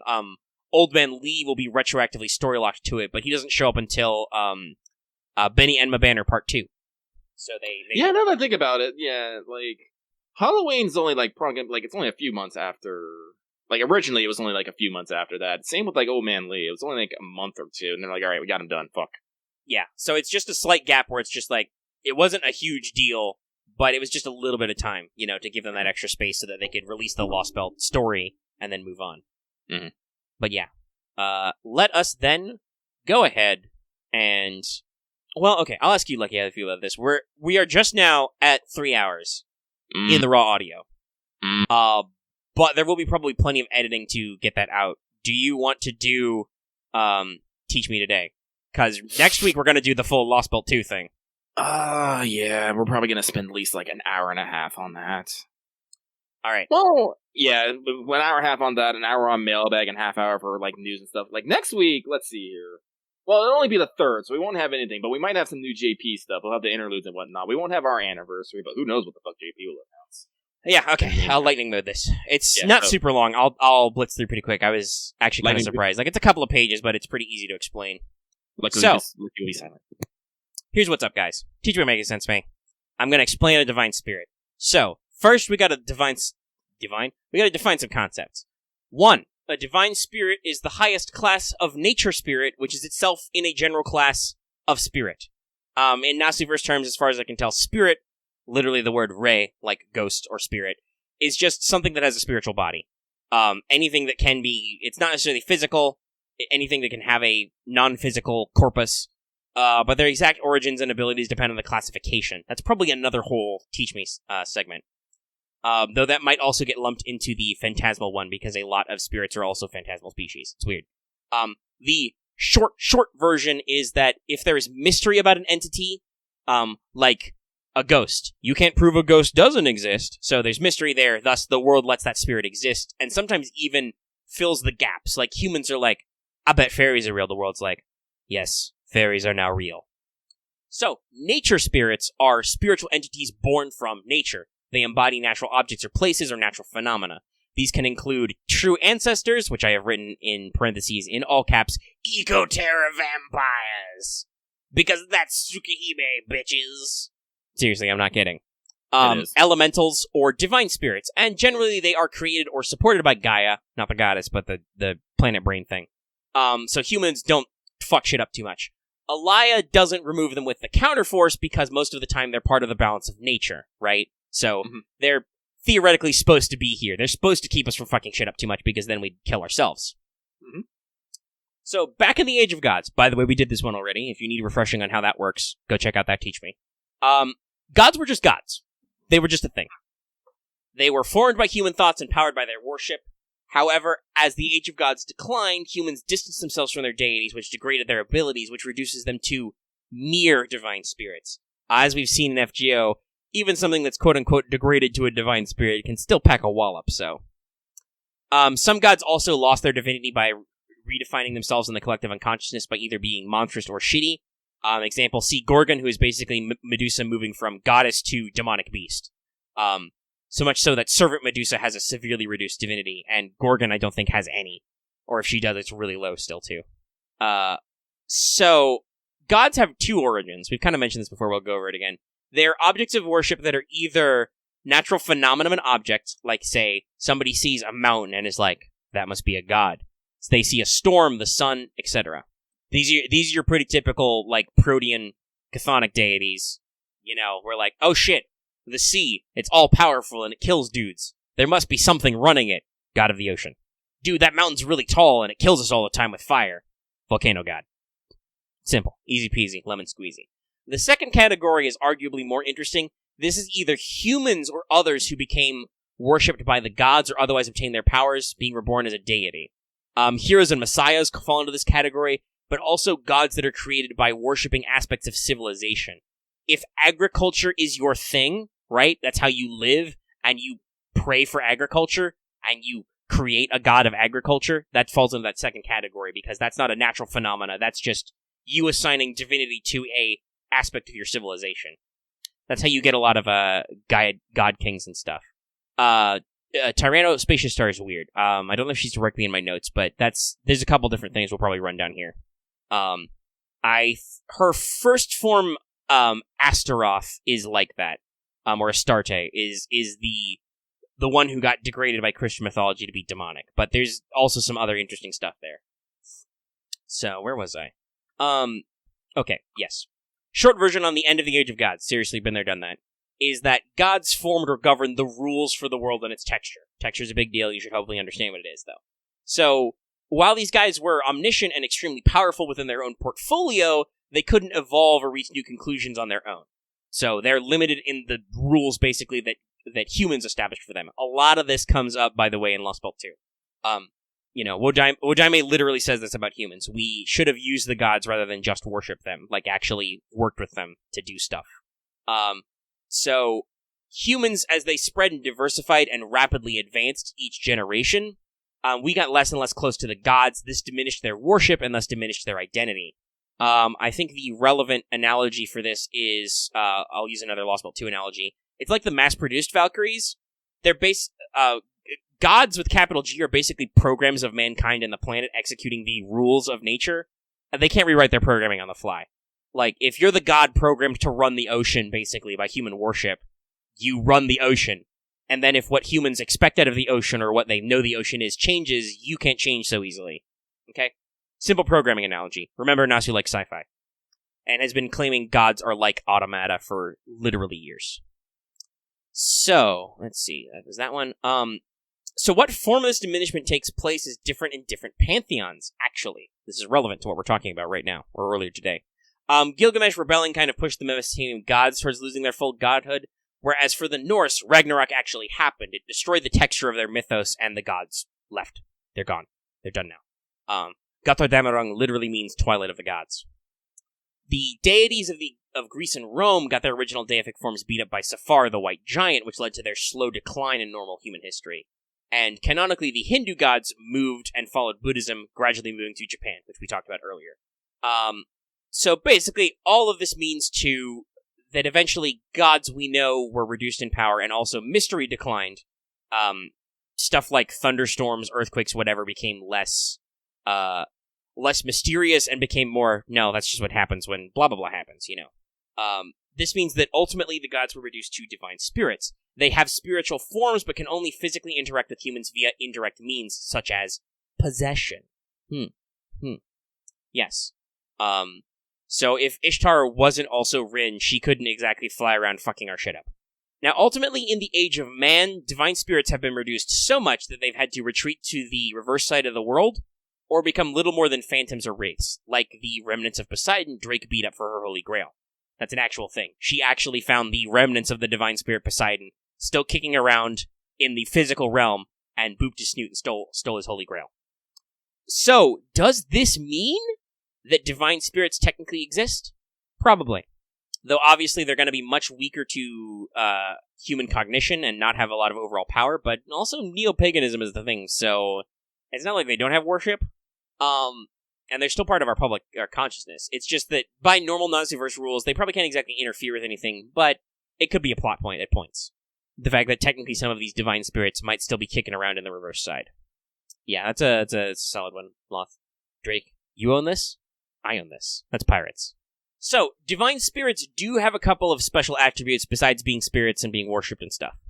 The first one we see thrown a lot around in FGO is authority, with a capital A. Unlike magecraft skills or even noble phantasms, authority is basically a divine right. All those first things I mentioned work through some kind of system to cause an intended result, even if it's supernatural. Magecraft is, I do the chant, I move magical energy in a certain way, fire happens. Divine spirits once governed the rules of creation, so their authority makes a thing happen just because that's how it is. To use the fire analogy, the god of fire is just like, there's fire now. Fire exists because they have the authority of fire, so it happens. Another analogy I used is, a god with the authority of death says you die, you cease, you are dead, because it is the god of death. Now, of course, most mythological gods don't have all forms of authority. They seem to be bound by various categories and concepts, probably as perceived by humans. Because humans are like, the ocean is different from this lake, thus there is a god of the ocean and then maybe also a god of the lake. Because we draw those boundaries. Gods can lose, gain, steal, etc. authorities. But in Babylonia, Kingu heavily implies that owning too many authorities is what means that deities have basically too much shit going on. They've got too much programming. They have to govern so many rules to operate them. It makes them act a bit off. It's probably like why Ishtar is written as so colorful. Because Ishtar is known for obtaining a lot of authorities, and that's kind of her shtick, is that she had unlimited potential for authority, much like Aresh does, and thus she governs both war, but also love, fertility, the heavens, etc., right? And to use the programming analogy, it's like if you program too much stuff into your program, it tries to do all those processes at once, and it goes crazy. Like, it's trying to run too many different tasks. This also probably causes splits, like, it's established that, and it was even theorized, Aresh and Ishtar were once one goddess, but because their portfolios and their authorities were so diverse, they were probably split into two by worship, and thus physically were split into two goddesses with different portfolios. So, authority may still exist in the Age of Man, but it's probably significantly reduced because mystery's been reduced, much like how modern magecraft is not the same as historical magic shit, right? Servants who have authorities can still use them, but it endangers their spirit origin. They're basically trying to use more power than they're allowed, so it will damage them if they go willy-nilly. Kind of what happens to Aresh in Babylonia. It's also because she broke her own rules, but she uses an authority of the goddess to help humans, and it basically breaks her spirit origin. Next up is immortality. Gods are usually immortal. For celestial or higher personification deities, so that first generation of gods we talked about earlier, this is functionally true. Amaterasu is a solar deity, and is said to be completely immune to the axis of time. In Extella, regular Extella, Tamamo says that as Amaterasu, she was the sun and watched Sephar fuck shit up on the earth, but because she was a solar deity, she was fine. And for all we know, Amaterasu is still chilling in space. We don't know. Similarly, Tiamat was an Earth Mother deity, one of the oldest personifications, and had complete immortality until death was imposed upon her. She was literally non-killable because that was her nature. Some deities are created and worshipped to be immortal and unchanging, like Setheno and Eurale, whereas in other mythologies, i.e. based on certain systems of mystics, gods have some kind of authority which allows them to retain their immortality. You've all heard the stories. Ambrosia of the gods, golden apples, soma, whatever.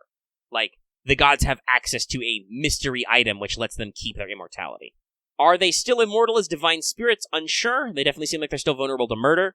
But also they're spiritual, so it's probably harder. That's actually a thing. There's an analogy used in the Type Moon Wiki article about spirits, which I think is sourced. If you try to hit a spirit with a pipe, it does nothing. It's a spiritual body. It's not physical. So divine spirits are probably kind of in that nebulous realm too. Also, gods can give up their divinity and thus cease to be immortal voluntarily. We see this with Chiron. He's should be a full-blown divine spirit, a god. As the son of Kronos, a high deity, and an elemental, he is at no point anything remotely resembling human. But because he gave up his divinity to give up his immortality, he died and is summonable. Yes. Now, divine spirits are also allowed to interbreed with humans to create demigods and other various hybrids. They can also mix with some phantasmal species like giants. So if they have spiritual bodies or they're personifications of concepts, presumably this works either via possession, or the divine spirit has the ability to create a humanoid body, like all those stories of Zeus turning into different things. That's probably how he gets around that, because he's a spirit man, or a giant robot, I don't know yet. Or they possessed a human body before ascending to godhood. Demigods are cooler than normal humans, and probably not bound by human biology via mystery, but we don't really have any clearly defined powers or boundaries. If they have any, authority of their own, it's because they are extended it through their divine parent. But I bet having a divine dad makes it easier for you to be deified yourself. Probably. Also, since a divine spirit is a high-level nature spirit, they may be able to use a marble phantasm. To reiterate, I've used this analogy before, but I'll tell it again. We've talked about this. Reality marble is the ability to, project your version of the world onto the outside. Say you have a jar full of marbles. One of them is black. 99 of them are white. You want to pick out the black marble. A reality marble turns all the marbles in there black. It makes it so that your version of the world is correct. Marble Phantasm, which is an ability mostly seen in Tsukihime, is the ability to just cause chance to reach your desired conclusion. A Marble Phantasm user will always pick the black marble, because they see the result in the world they want to create. They don't change the world, they just find the right result. But we've never really seen Divine Spirits do this. It's either because this is mostly a Tsukihime thing and Nasu doesn't mix the two concepts, or this has basically been rolled into authority, right? Mm-hmm. The god says something happens, it happens because they are the god of that thing. They personify it. So how does this roll back in all the servants we know and love? So, number one, normally, Summoning systems as a servant excludes the divine spirit, either because they're not actually dead, they're just being a spooky god ghost on the reverse side. Remember, you can't be recorded in the Throne of Heroes until you die, unless you do something weird, like make a contract with the world. Or because of limits of the summoning system. So the Fuyuki system and all its variants, which includes the capital letters Fate, which FGO uses, are not meant to summon a full divine spirit, only allowing those with limited levels of divinity normally. And I have a whole brief bullet point on divinity, so we'll come back to that. So there are a couple exceptions which we see in FGO. One, if a divine spirit is so weak that becoming a servant container actually makes them stronger, they can be summoned. Sutheno and Urale. They are immortal deities, but they have almost no authority and no physical power, so they actually are stronger as servants. You can hijack another Saint Graph and self-limit your powers. Orion, aka Artemis. She is treated as the heroic spirit Orion, even though clearly Artemis is driving. If you have degraded or removed divinity before death, you can be summoned, aka Medusa and Chiron. If you achieve divine spirithood only after dying and being deified, like Heracles. If you possess a human form, Ishtar, Kets, etc., which limits your abilities because you're limited by the human body. But also, theoretically, if a full god was killed before they degraded into a modern divine spirit, they could be recorded in the Throne of Heroes. Fingers crossed, Tiamat. Mm-hmm. Technically, you did kill her.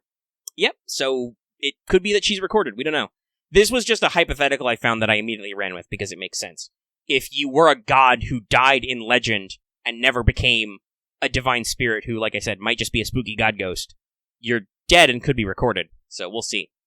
Again, Lucky likes to call back to to his personal theory craft that because you bond with certain characters, they become recordable. Because there have actually been several instances in game where just because you met a person, they became recordable on the throne. Right, like the summonable version of Bedivere is not necessarily the mythological one, but he has abilities similar to the guy you literally met in Camelot. He's not that guy, because that was his whole thing, was that guy's gone now. He used up all his juice. Yes. But because there is now the legend of that Bedivere, there is a summonable version of him.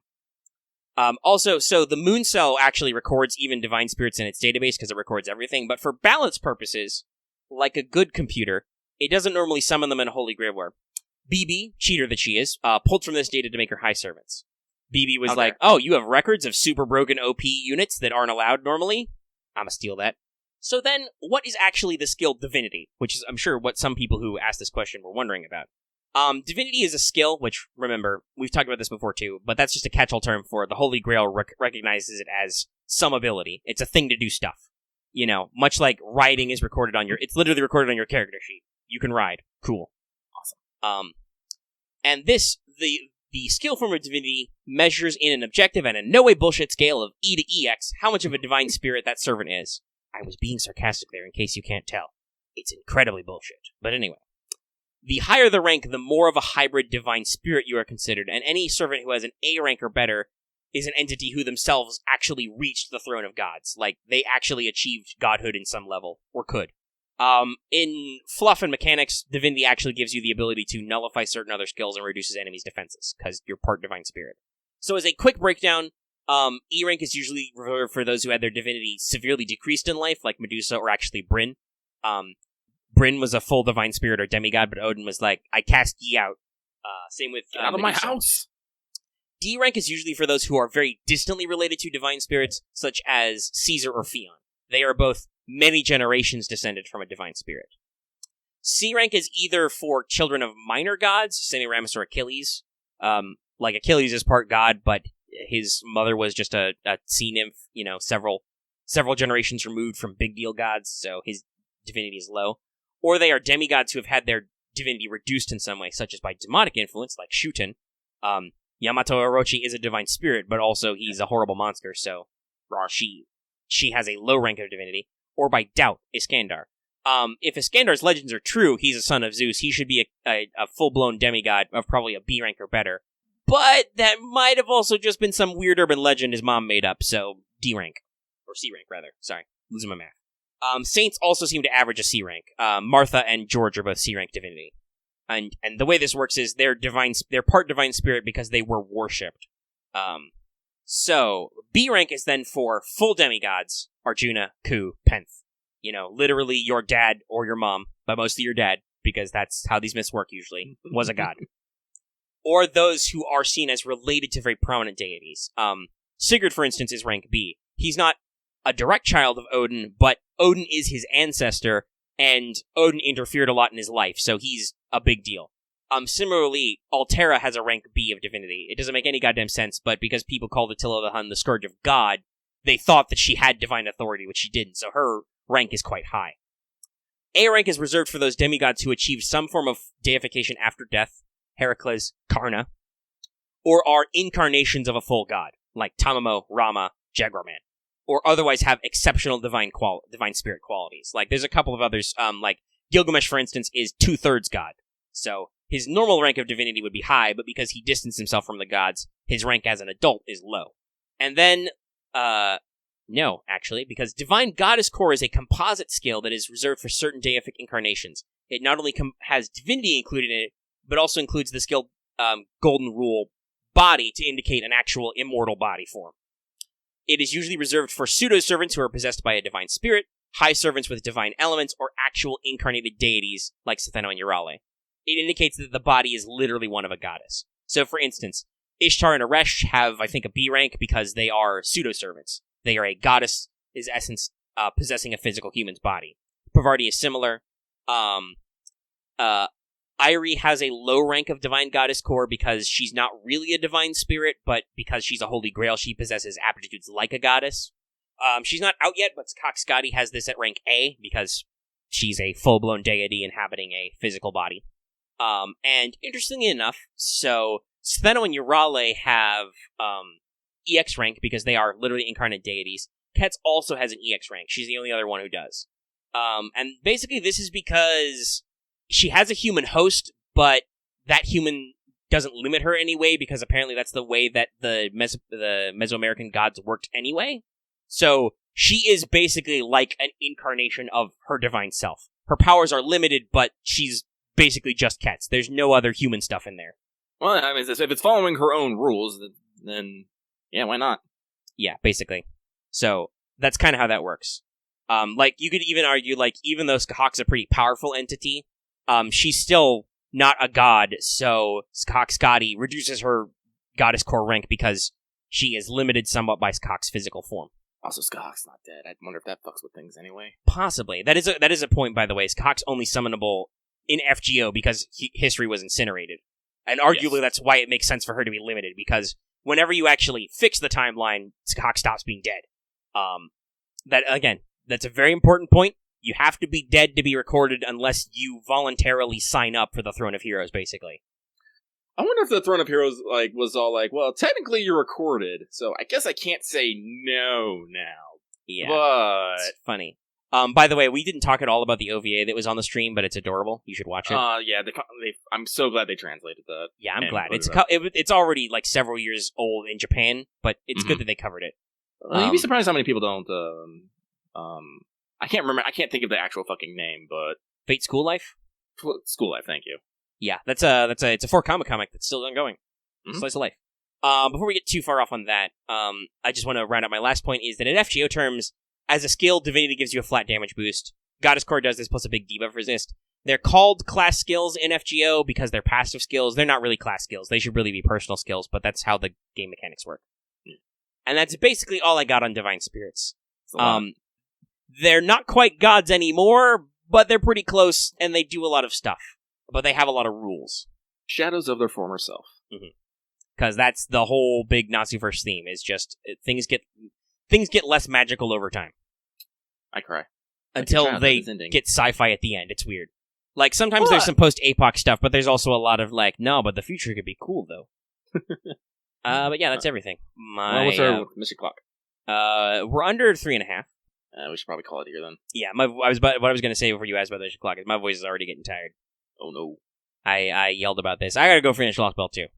Alright. So, next week, definitely, probably Lostbelt 2 deep dive. Like, depending on how long this takes to edit and I get some snacks, Mega could probably be done with Lostbelt 2 tonight. As we said, it's not too much of a pain in the ass so far. But look forward to that next time. Plus, full spoiler alerts. Get your homework in if you want to listen in. And like we said, they should be releasing that in the next couple of days. They should be releasing that interlude campaign and Banner and JP, so we will be talking about that and some more stuff. Plus more Mailbag. Especially let us know in the comments how you feel about the hour for Mailbag. Like, do you like that? Do you feel like, did we skip too many for your liking? Did you have fun? You know, do you want us to relax with a lightning round? Do you want us to be even more lightning round? Let us know. Noom. So, yeah. Let's just go ahead and wrap up. Lucky, I'm sure, has stuff he wants to do. He needs to get... Well, okay. Lucky, did you actually stop playing RimWorld at any point during this? I didn't stop, but I haven't actually been playing. It's just open. It's just running? On. Okay. Yeah. I'm sure he wants to pay attention to that anyway. Lucky needs to do food. He didn't eat at all today. Oh, that's not good. You should eat. I need to get some food, too. Let's take a food break. Food! So, if you like this video, be sure to give it a like. If you have any comments, leave them in the comment section down below. Or you can hit us up on our Discord. That link is in the description or on our channel page. As always, actually seen a couple of people from the YouTube comments actually filtering into Discord. That's cool. Welcome to the community. Don't be afraid if some people greet you by welcoming you to hell. Some people are nice. They will offer handshakes. Other people are honest. That's how I'm going to phrase it now. They're honest. If you're here, if you're part of our community, you're in the gotcha hell. We know. We know how it is.